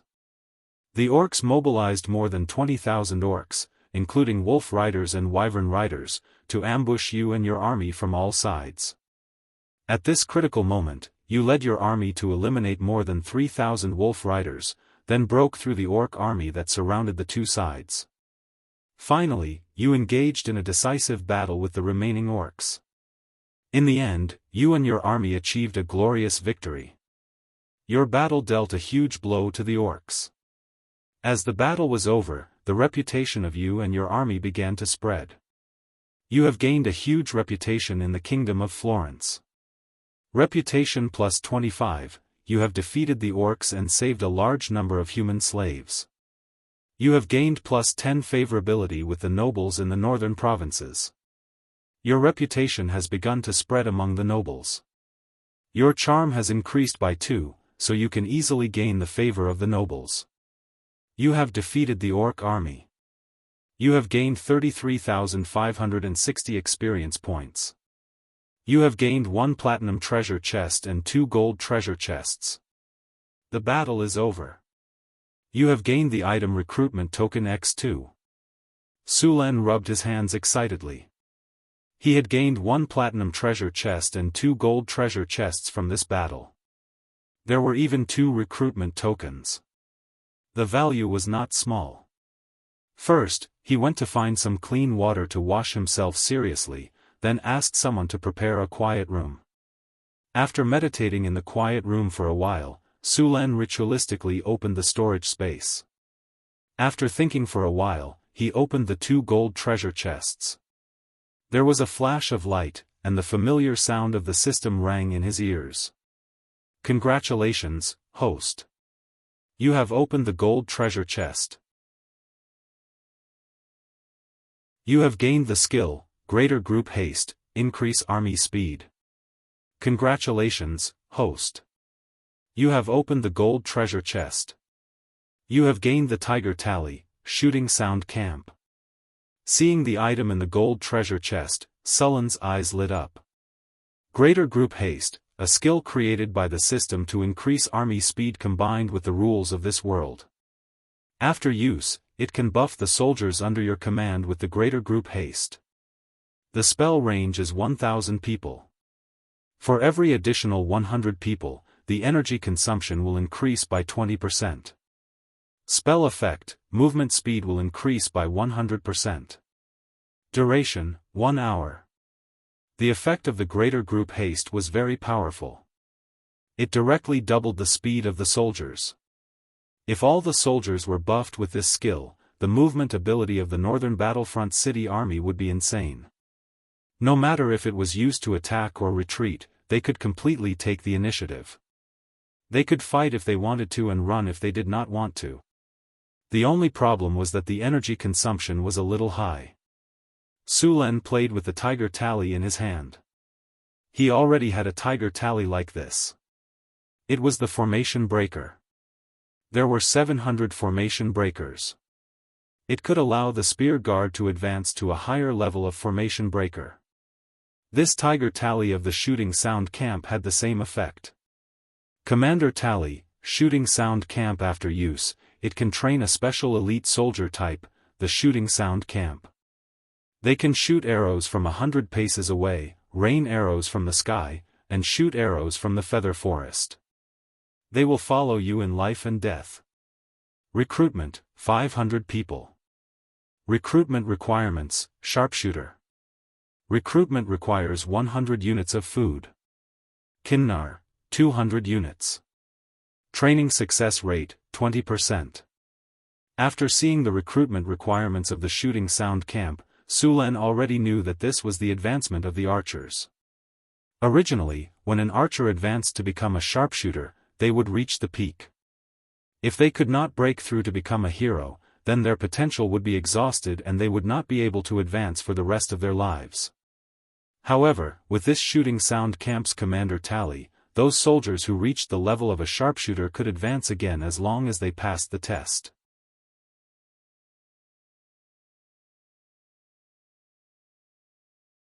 Chapter 265. In the Feather Forest Archery Battalion, the sharpshooters who had advanced would have 3 skills: Rain of Arrows, increased shooting speed, and sharpshooter. Rain of Arrows allowed these sharpshooters to shoot multiple arrows at once without affecting accuracy. Increased shooting speed was an increase in attack speed.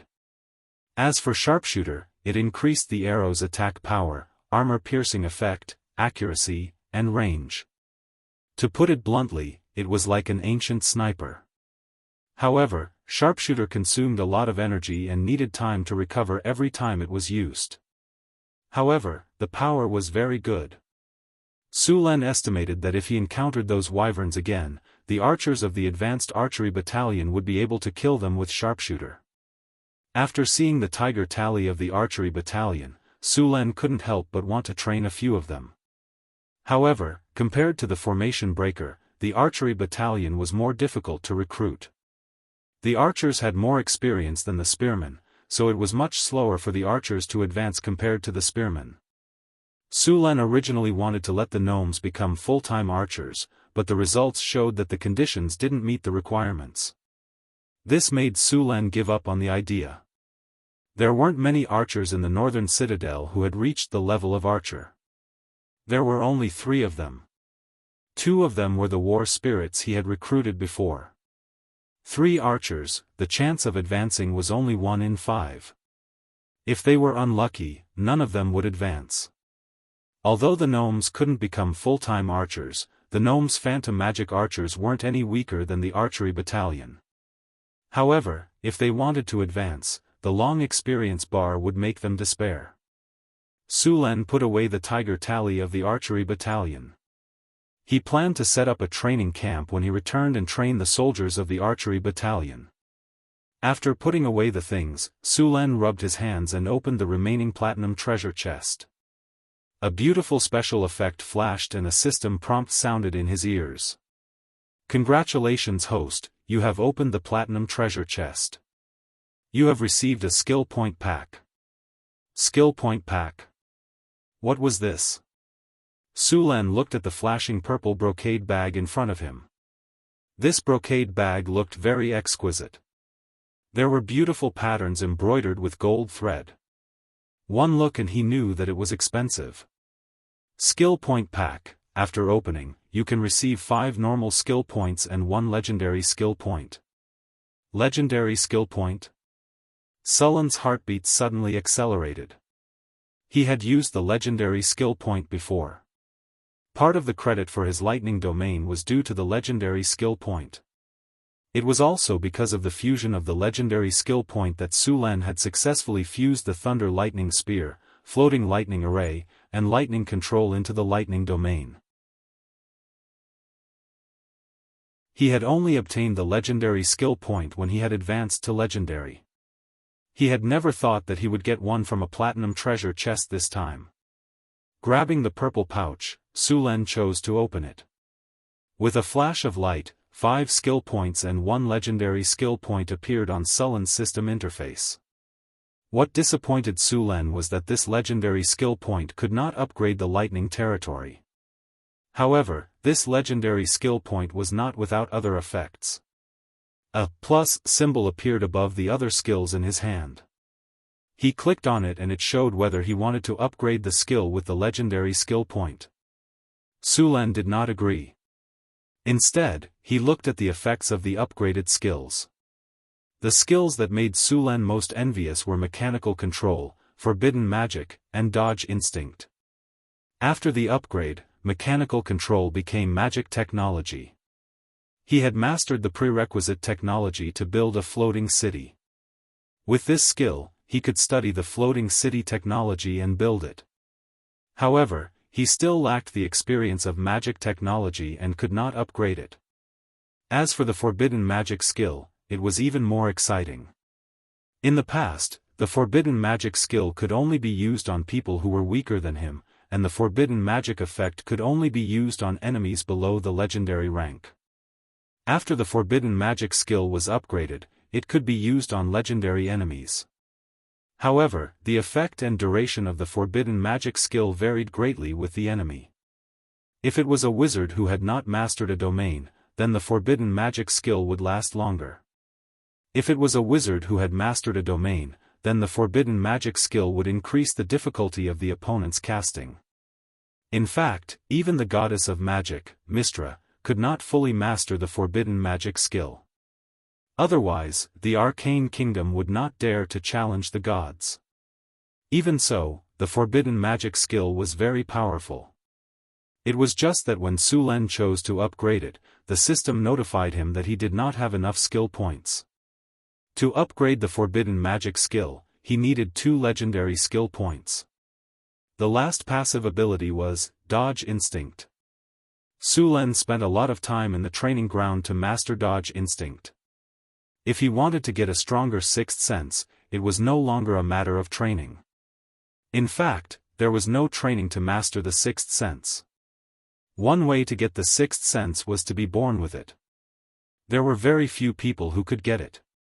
If they did not die prematurely, they could become a strong person. The sixth sense was also known as one of the most powerful legendary abilities. Another way was for a thief with Dodge Instinct to see the goddess of luck's underwear when he advanced to the legendary rank. If he was lucky enough, his Dodge Instinct would be upgraded to the sixth sense. However, there were very few people who could do this. Another way was for a monk. These monks with mysterious power, after advancing to the legendary monk, their perception was further strengthened and there was a certain chance of awakening the sixth sense ability. There were also legendary adventures or entering the realm of the gods. All gods had the sixth sense ability. As for the more advanced, super sixth sense, this was a legendary ability. Those who mastered this ability could be said to be the simplified version of the Child of the Plane. Upgrading Dodge Instinct required 1 legendary skill point. Su Len hesitated for a moment and then directly chose to upgrade it. A golden light instantly merged into Sullen's body. His perception was magnified several times in an instant, and the surrounding environment appeared in his mind. After a long time, this feeling gradually disappeared. When he opened his eyes, his perception of the surroundings was obviously different. Even if he did not use his eyes to see, he knew the surrounding environment. During the battle, he could even sense the direction of the opponent's attack in advance. This skill was very obvious in increasing his combat power. The dodge instinct ability in the system interface also became sixth sense. In addition to the legendary skill point, Su Lan also had 5 ordinary skill points. The greater group haste that he had just opened from the treasure chest required 3 skill points to learn. Su Lan directly chose to learn it. The remaining 2 skill points did not have any skills to learn for the time being, so he kept them for later use. After opening the treasure chest, there were still 2 recruitment tokens. Su Lan did not use them for the time being. Now that he had recruited enough human slaves, he would use them when this batch was transported back to the northern town. Because the orc army had been defeated this time, there were not enough soldiers to defend the orc camp. Su Lan took back all the human slaves from the orc camp. Now, the entire Blackstone fortress was filled with a large population. Just Su Lan alone had taken over 30,000 people from the orcs. In addition to the refugees that had fled to the surrounding wilderness, the population of the Blackstone fortress had reached 40,000. With so many people gathered in the Blackstone fortress, it was not safe. Although Su Lan had defeated the 20,000 orc army, it had also attracted the attention of the orcs. One had to know that there was an even more powerful 80,000 orc army in Cult City. If the 80,000 orc army suddenly turned around and attacked him, no matter how powerful the northern town's army was, they would have no choice but to retreat. Therefore, Su Lan had to move these people to the northern town's city as soon as possible. Only when these people left would the northern town's army have nothing to worry about. Otherwise, they would be stuck here forever. In order to move the people, Su Lan's army pulled back and no longer attacked the orc camp. Instead, they seized the time to move the people. This time, all the soldiers were assigned to escort the people. All the people were divided into groups of 100, and 1,000 people were moved at once. The 40,000 people were divided into 40 groups and set off from the Blackstone fortress. The entire northern town's army was mobilized. Tens of thousands of people were boundless, let alone 40,000. The journey from the Blackstone fortress to the northern town city was filled with migrating groups. Fortunately, the northern town soldiers were experienced in migrating. Although there were a lot of people this time, there was not much chaos. Su Lan had already sent someone to the northern town city to inform them of the migration. Even the northern town city could not handle the influx of 40,000 people. Therefore, they were told to prepare in advance. Food, clothing, housing, sanitation, and so on were all big problems. There were no empty houses in the northern town city. After the refugees and slaves arrived, they had no choice but to build a large number of camps and live in them for the time being. At the same time, they had to pay attention to the spread of infectious diseases. Su Lan was too lazy to comment on the medical conditions of this era. In Su Lan's eyes, the doctor's treatment methods were a complete gamble. The medical standards of this era were not very advanced. Of course, it did not mean that there was no way to treat a sick person. As long as they donated some money to the temple, a priest would cast a divine spell on them. The divine spells that could cure diseases and cure diseases were very effective, but the price was too high. Ordinary people would have to save up for a few months to afford them. Of course, to show the mercy of the gods and spread their faith, the priests would charge a lot less. The temple would also take out a day every month to treat the poor who did not have money. Of course, the number of people they could treat was limited. As for why did the temple need so much money? Did the gods need money?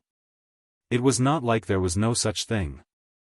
However, the temple claimed that the money was needed for the construction of the temple and the operation of the temple. After all, the food that the temple gave out every month was bought with money. Please subscribe. Please subscribe. Please subscribe.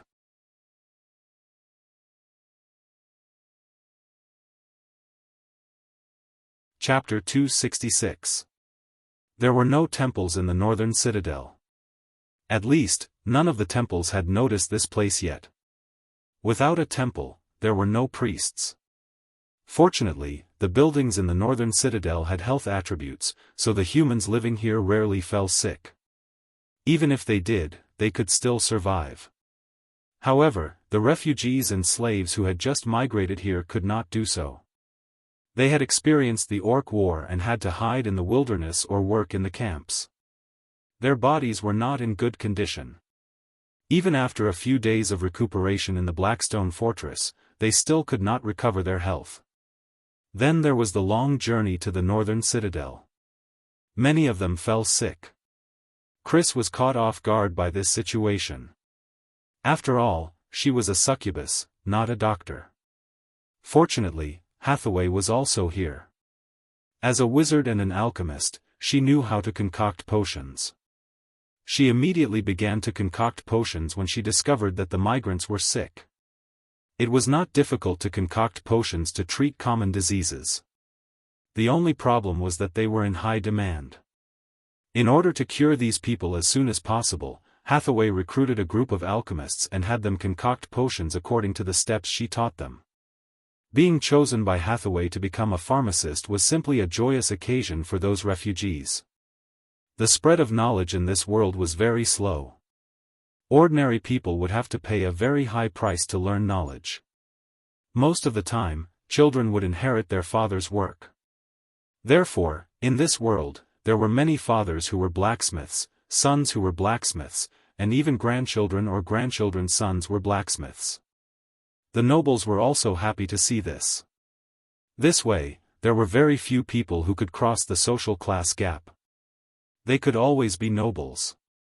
These lucky people who were chosen by Hathaway were given the opportunity to cross the social class gap. Therefore, they were all eager to absorb the knowledge taught by Hathaway. Hathaway had only taught him some basic formulas to treat some common diseases.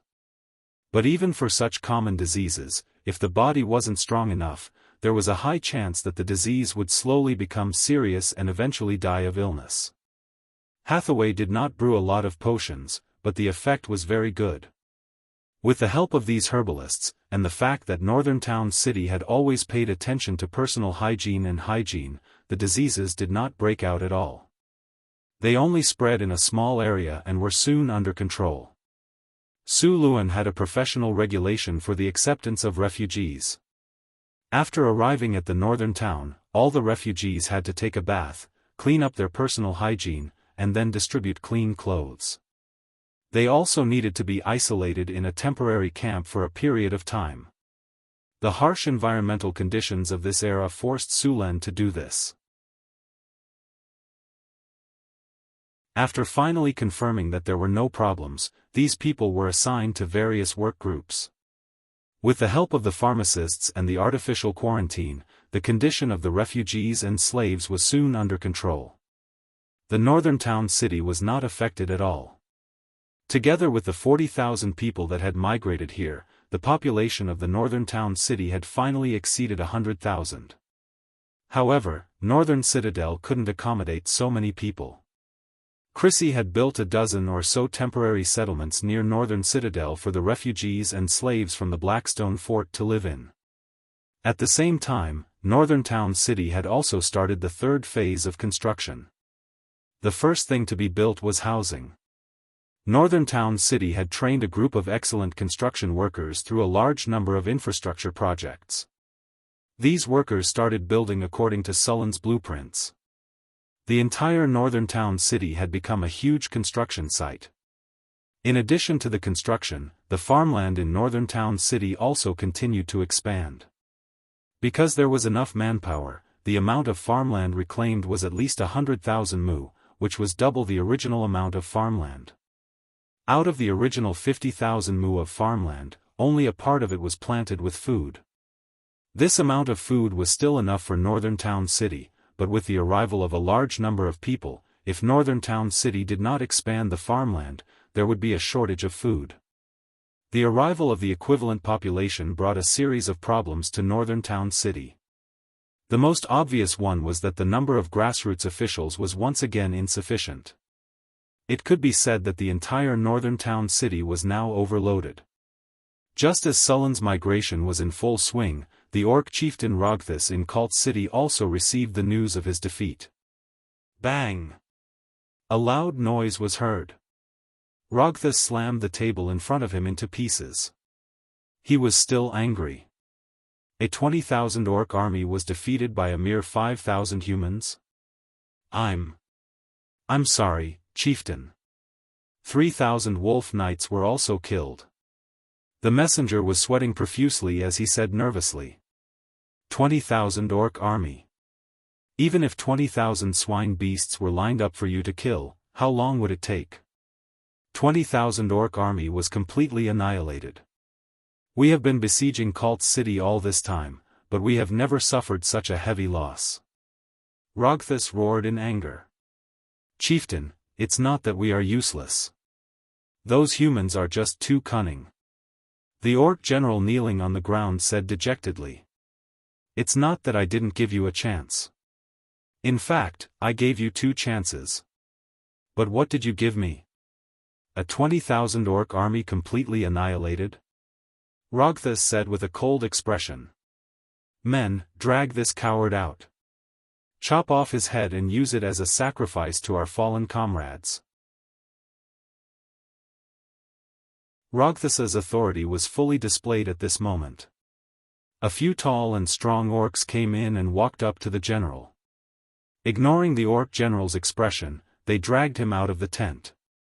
Then, a scream came to an abrupt end. Soon, a bloody orc head was brought in. Chop it up and feed it to the dogs. Rogthus said coldly.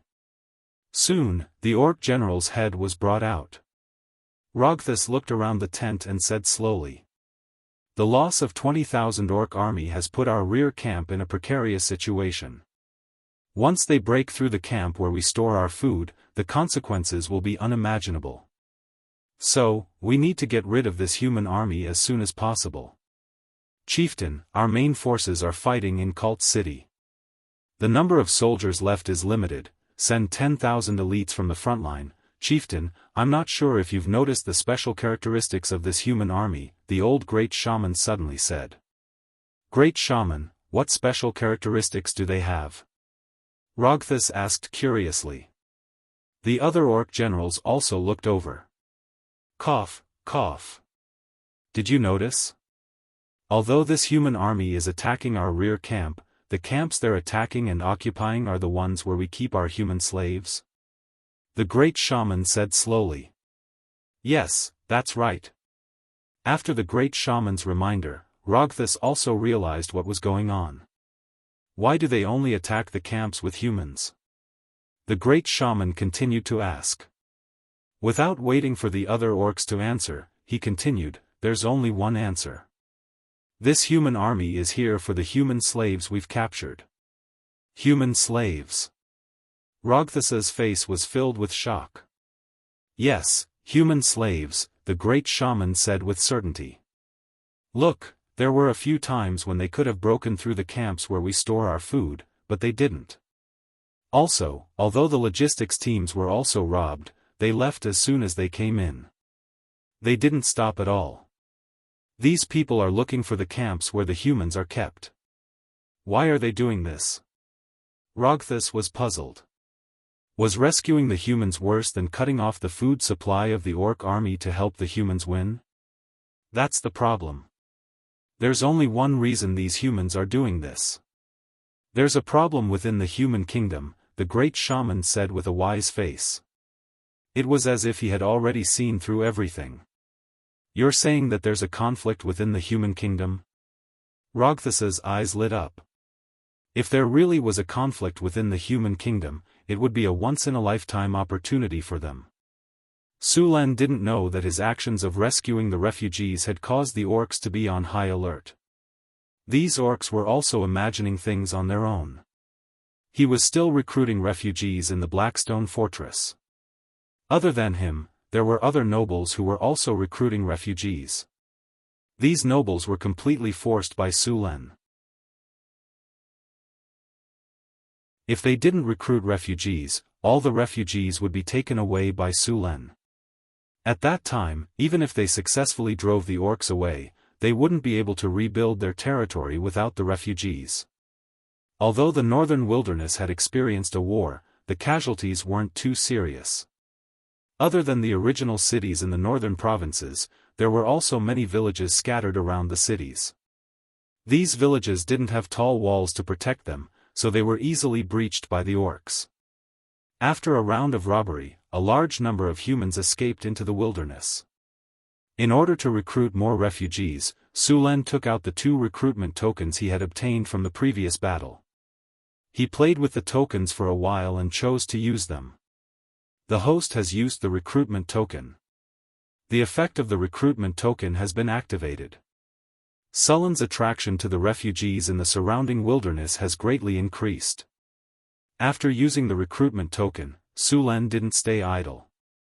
He began to prepare the soldiers. The recruitment token was very effective. In just half an hour, Su Len received a report from a guard. "Sir, there's a large number of refugees coming. They want to join our northern town city," a guard said excitedly. "How many people?" Su Len asked. "I'm sorry, sir. I didn't count, but there are at least 1,000 people." 1,000 people? The recruitment effect is so good this time? Su Len was a little surprised. The recruitment tokens he had used before weren't as effective.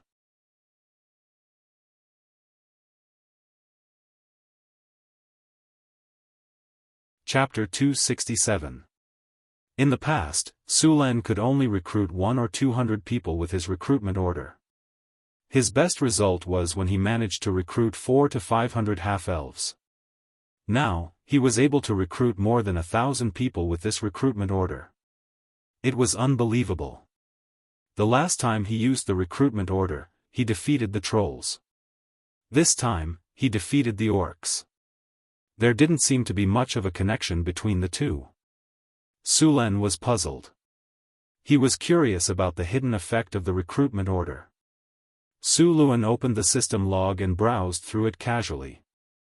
Since the first time he used the recruitment order, except for one time when he directly recruited a hero, the number of people he recruited increased each time. His attributes didn't have such an effect. Could it really be a hidden buff for victory? Su Len wondered. Ding! A large group of refugees have heard that you have defeated the beast men. They admire your prestige and wish to join your territory. Do you agree? At this moment, the system's voice suddenly rang out. I agree. Su Luen confirmed. At this time, he seemed to suddenly understand something. Admire my prestige? Oh, right. Prestige. Su Len immediately reacted. So the recruitment order is effective when I have high prestige. When he defeated the trolls, his prestige had increased by 15, and he had recruited more than 500 people. Now that he had increased it by 25, he had recruited nearly 1,000 people. After figuring out the effect of the recruitment order, Su Len used the other recruitment order. Soon, Su Len heard a guard report that 1,000 refugees wanted to join the northern city.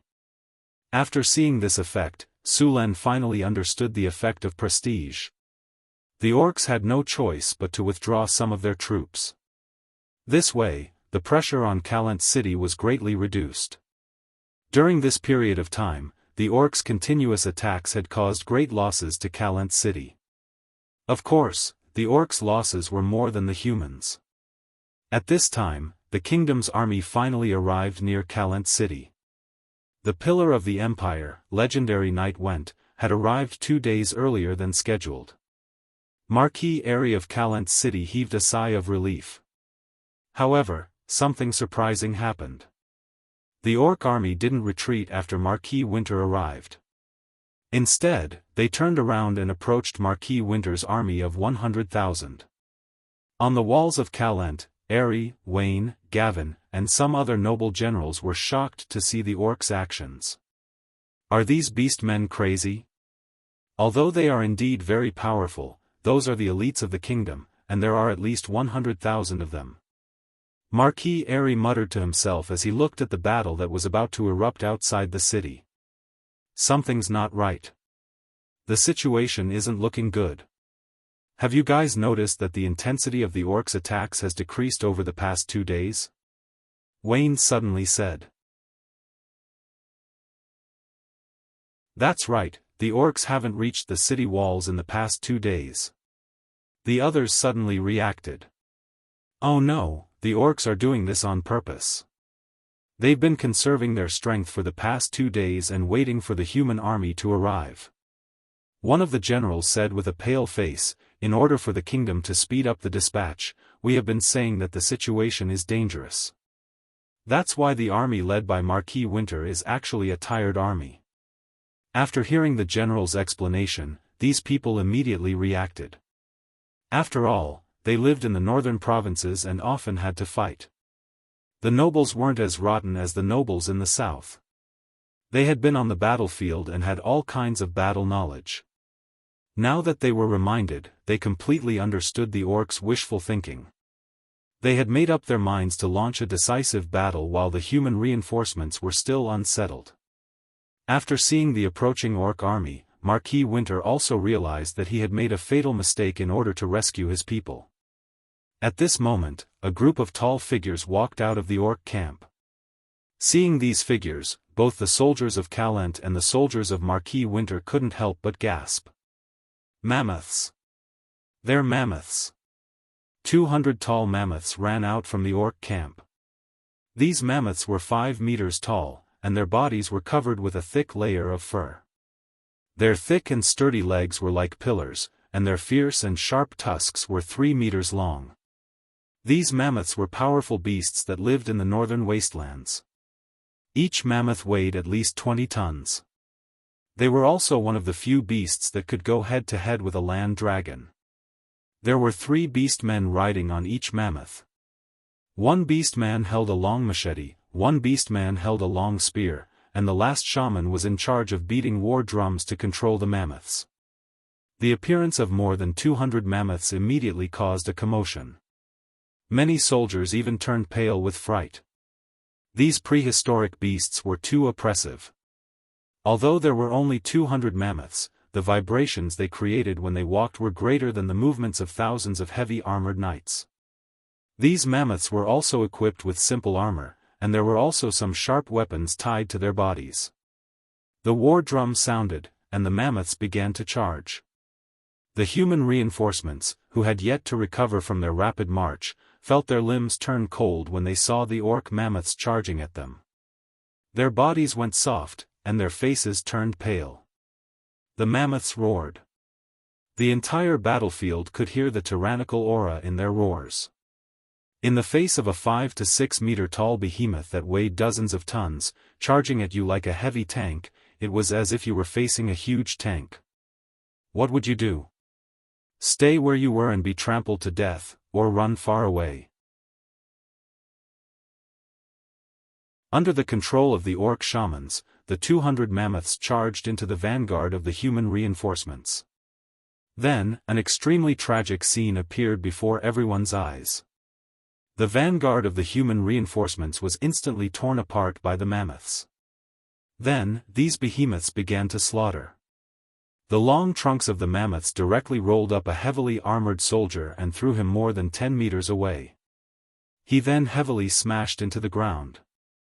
The heavy elephant legs stomped down and several soldiers who couldn't dodge in time were trampled into meat patties. The terrifying tusks of the mammoths lightly jumped and pierced through several humans along with their armor. Countless human soldiers were easily knocked away and trampled by the mammoths as if they were being crushed by boulders. The impact of the mammoths caused the human frontline to tumble like waves. These gigantic beasts with thick skin and armor could not be dealt with by conventional means. Even powerful knights would not be able to withstand more than 2 hits from these gigantic beasts. As long as they were lightly bumped or trampled, even if they were wearing heavy armor, they would probably die on the spot. In just a few minutes, the vanguard of the 10,000-strong army began to collapse. The human soldiers didn't dare to continue resisting. If they didn't stop them, the entire army would be crushed by these mammoths. For the kingdom. Charge! Just as the morale of the army was shaken and about to collapse, the pillar of the kingdom, Knight Winter, roared loudly. A powerful knight burst out from his body. All the knights felt a surge of power from the bottom of their hearts, and their originally panicked expressions disappeared. Halo of Courage. This was an ability that this legendary knight had mastered. It could fill the surrounding soldiers with courage and fearlessness, and strengthen their will to fight. Under the effect of the Halo of Courage, the already precarious frontline was once again stabilized. Under the leadership of Winter, the strongest Thorn Knights of the kingdom spurred their warhorses and charged towards the mammoths. They were like the tragic scene in the Lord of the Rings trilogy where the human cavalrymen charged towards the mammoths with indomitable will. 3,000 knights were like a flood of steel, breaking through the dam and charging towards the mammoths. The two forces of absolute power were at the peak of the battle. The people in the middle of the battlefield had already dodged the path of the two armies' charge.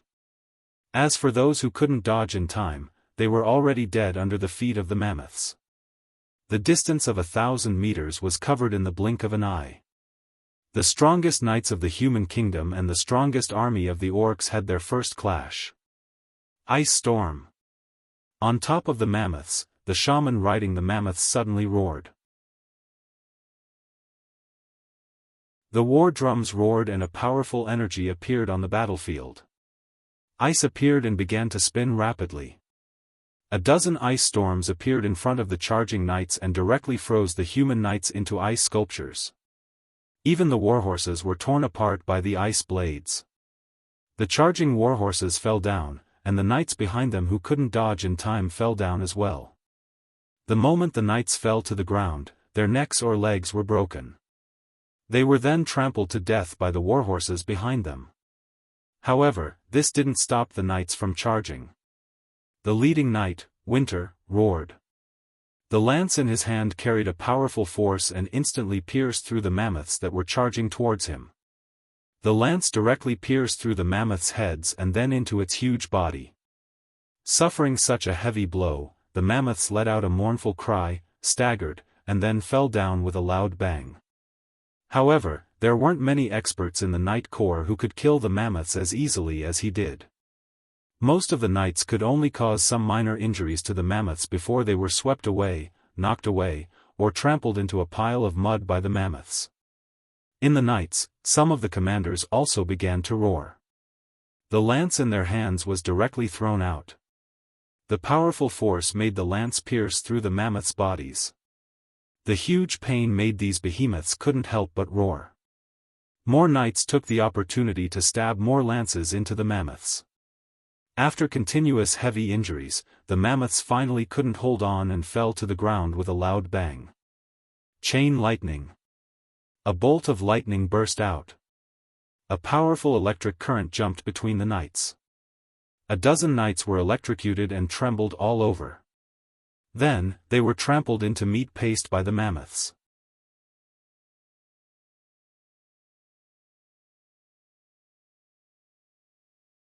Chapter 268.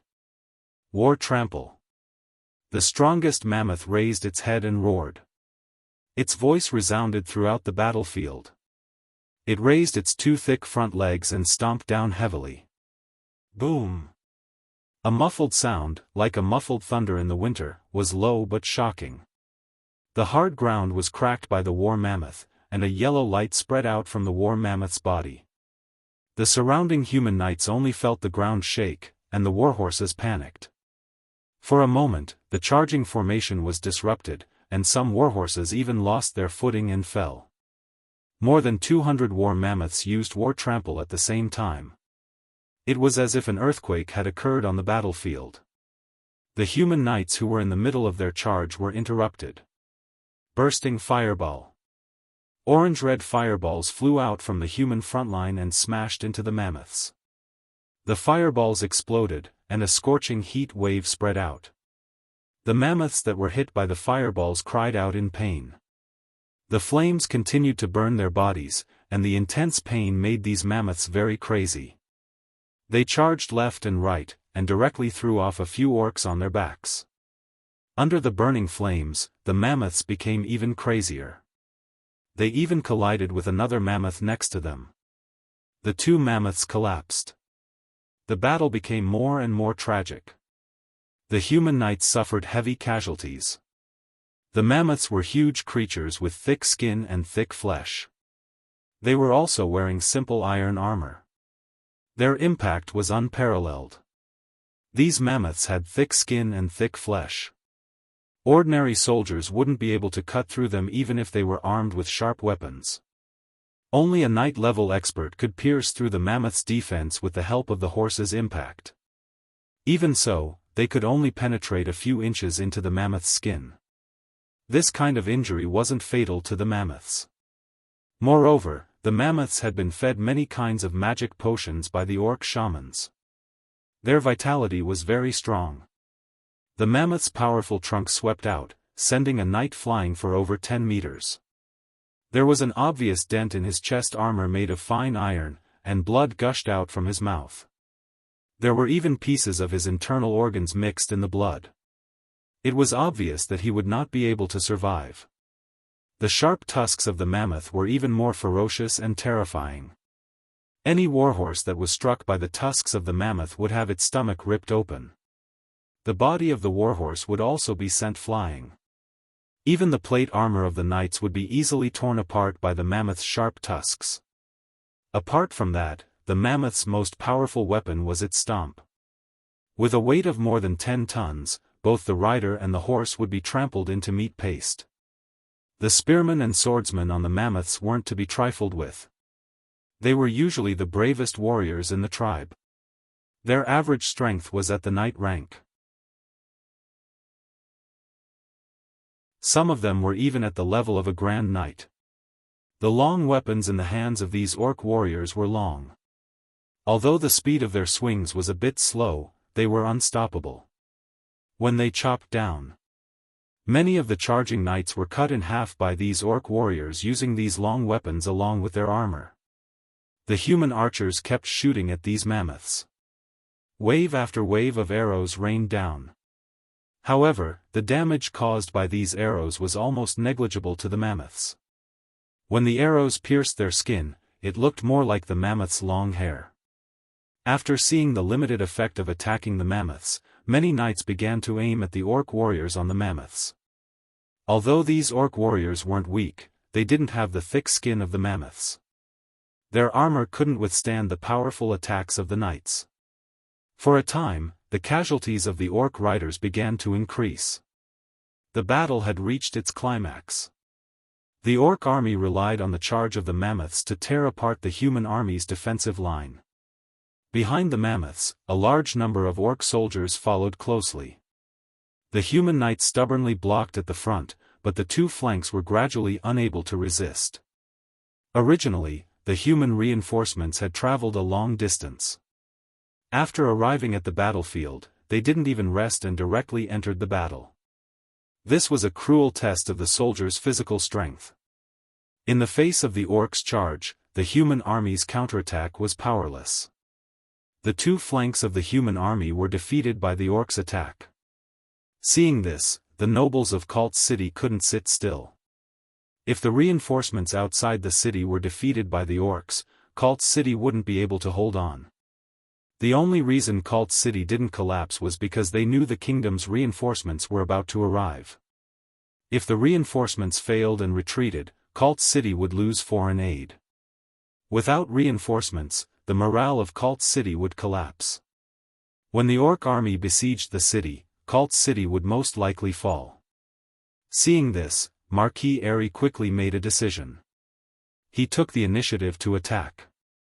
As the strongest lord of the northern provinces, Cult City's strength was still very strong. It didn't take long for more than 2,000 knights to gather in Cult City, including Gavin's knights. This was the strongest mobile force in Cult City. The tightly shut city gates opened with a loud bang. Then, 2,000 knights formed a steel torrent and rushed in like a flood breaking through a dam. The knights purposely took an arc and rushed in from the side of the battlefield. The orc army didn't even have time to adjust before they were torn apart by the human knights. The unstoppable orc army's attack was stopped in an instant. Damn it! Seeing the sudden appearance of the human knights, Rogthus was enraged. Originally, there were more than 80,000 orcs on the battlefield. They died in the siege. Because of Sullen's attack from the rear, more than 10,000 orcs were mobilized. Now, there were only 60,000 orcs left. Facing the human army of 100,000 orcs, except for the soldiers guarding Cult City, the rest were all on the battlefield. Cult City didn't send out any infantry. Instead, they sent out a group of knights. The orcs' victory was once again tipped back to balance. An old orc riding a wild bull appeared on the battlefield. The old shaman looked wobbly as if a gust of wind could blow him away. However, as soon as he appeared, a strange energy began to gather. Powerful elemental energy quickly gathered. A few flashes of light flashed on the old orc's body. A yellowish energy barrier appeared on the surface of his body. The wind blew fiercely, and a dark cloud suddenly appeared in the originally clear sky. The dark cloud seemed to have a life of its own as it kept spinning.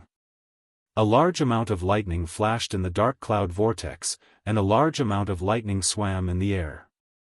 Under the cover of the dark cloud, it was like the end of the world. Not good. Wen's expression changed drastically. However, before he could react, bolts of lightning suddenly fell from the dark cloud. Thunderbolt. Lightning flashed, lighting up the entire battlefield. Hundreds of lightning bolts struck down, and the human knights below the dark clouds were instantly hit. Lightning flashed, and a large amount of lightning jumped on these knights. The powerful lightning power slightly melted the armor on their bodies. This space turned into a thunder prison in an instant. The space was completely filled with thunder and lightning. 200 to 300 knights were directly submerged in this thunder prison. They were blasted into charcoal by the power of thunder and lightning in the sky before they could even let out a scream. Many craters were formed on the ground. Countless bolts of lightning were like thunder snakes, spreading to the surroundings at an extremely fast speed. The metal armor of the humans was the best conductor of lightning. The power of lightning flashed quickly on the bodies of these soldiers. These soldiers were electrocuted until their bodies convulsed. A burnt smell appeared on the battlefield. A large number of soldiers directly fell to the ground, losing all signs of life. This spell was like the might of the heavens. The entire battlefield was speechless at this moment. Even legendary knights couldn't do this. Only spellcasters could release such amazing power. This was also one of the reasons why wizards could achieve such a high status. Seeing the scene on the battlefield, Wen's eyes almost popped out of their sockets. He roared, and his aura continued to rise. The long spear in his hand danced quickly. A mammoth's head was directly pierced, and its huge body fell to the ground. Wen didn't hesitate at all. He led a team of knights and himself turned into an arrowhead. They formed a conical formation and rushed towards the shaman. The legendary knight was unstoppable. Whether it was orcs, mammoths, or orc warriors, none of them were a match for him. Everywhere he went, there were corpses. At this time, a strong orc also led people to meet him. The orc was holding a giant axe. He roared, and a violent aura spread out from his body. It was the chief of the orcs, Rogthus. The two legendary powerhouses noticed each other in an instant. Both of them didn't intend to dodge. Instead, they sped up and rushed towards each other. Like a comet colliding, a loud noise sounded on the battlefield. A violent energy escaped from the two of them, and directly pushed away all the people and objects within a radius of 10 meters. No matter if it was an orc or a human, they all consciously avoided this place. Under the full power of the two legendary powerhouses, even a little bit of leaked energy would cause serious injuries. In serious cases, they would even lose their lives. As a legendary knight of Florence, Wen's strength was naturally tyrannical. Rogthus wasn't weak either. It would take a long time for the two of them to decide the winner. Seeing that Went was entangled, the old orc prepared to cast another spell. Bursting Flame. Ice Storm. Thunderstorm. Spells were cast one after another. Although it wasn't as powerful as the previous spell, its power wasn't weak at all. At the same time, the human wizards around were also casting spells quickly. Chain Fireball. Chain Lightning. Wild Wind Blade Dance. A large number of spells swept across the battlefield. A fireball exploded in the formation of the orcs. Even if they had scattered in advance to avoid it, more than a dozen of them still fell to the ground. Most of them were dead, and the rest wouldn't live for long. In such a fierce battlefield, there wasn't much difference between being seriously injured and dying.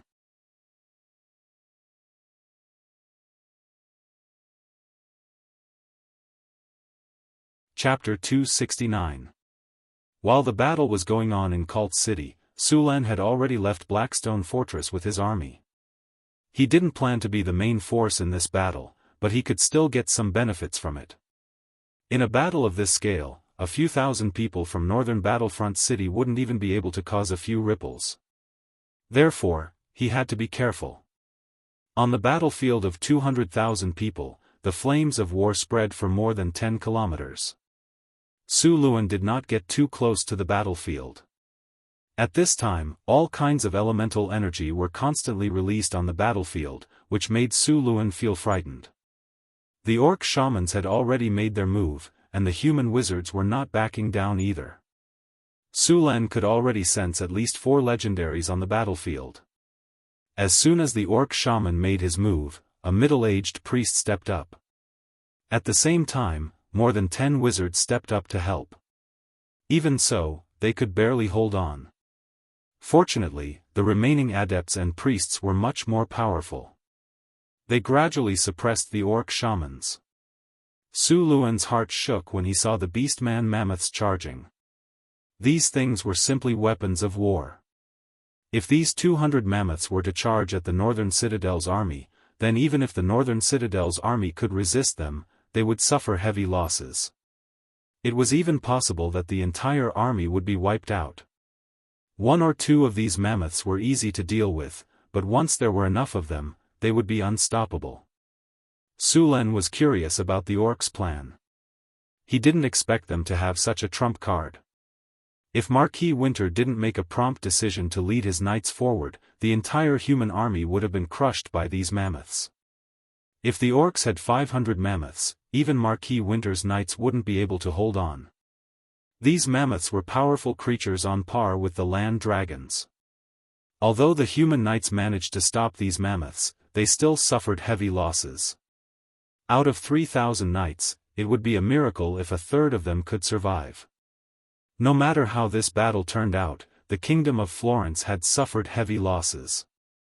Compared to the battle between the orc chief and Marquis Winter, Sulan focused on the battle between the orc shaman and the human wizard priests.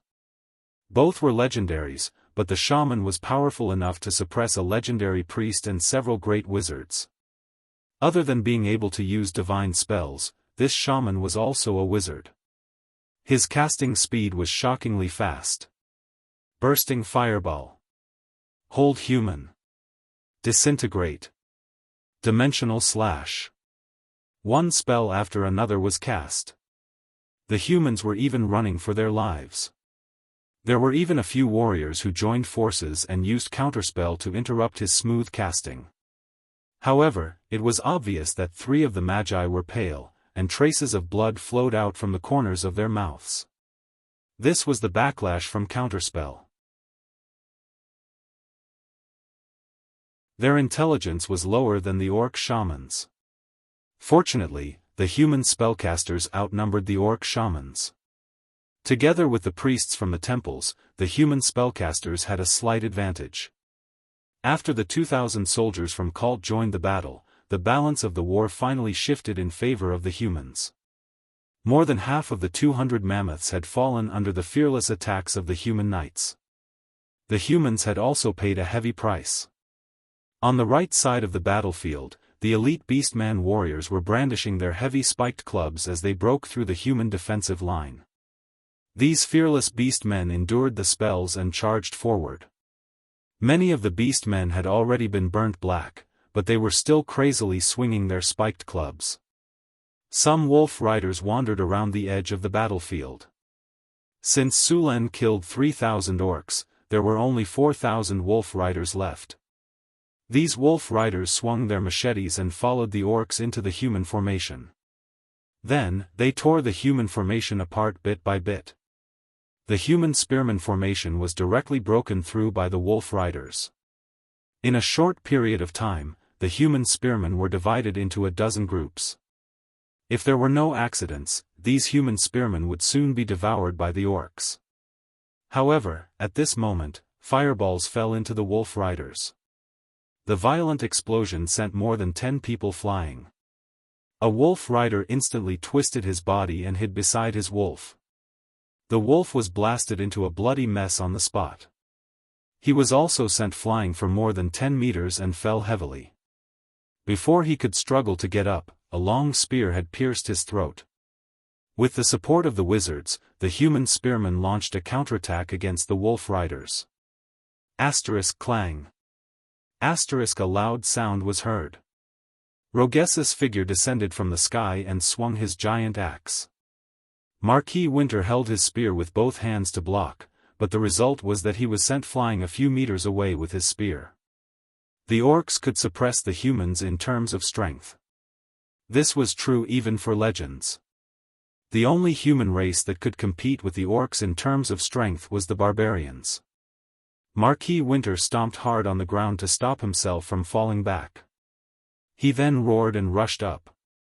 A flash of light flashed on his body, and the wind created by his spear was ravaged by him.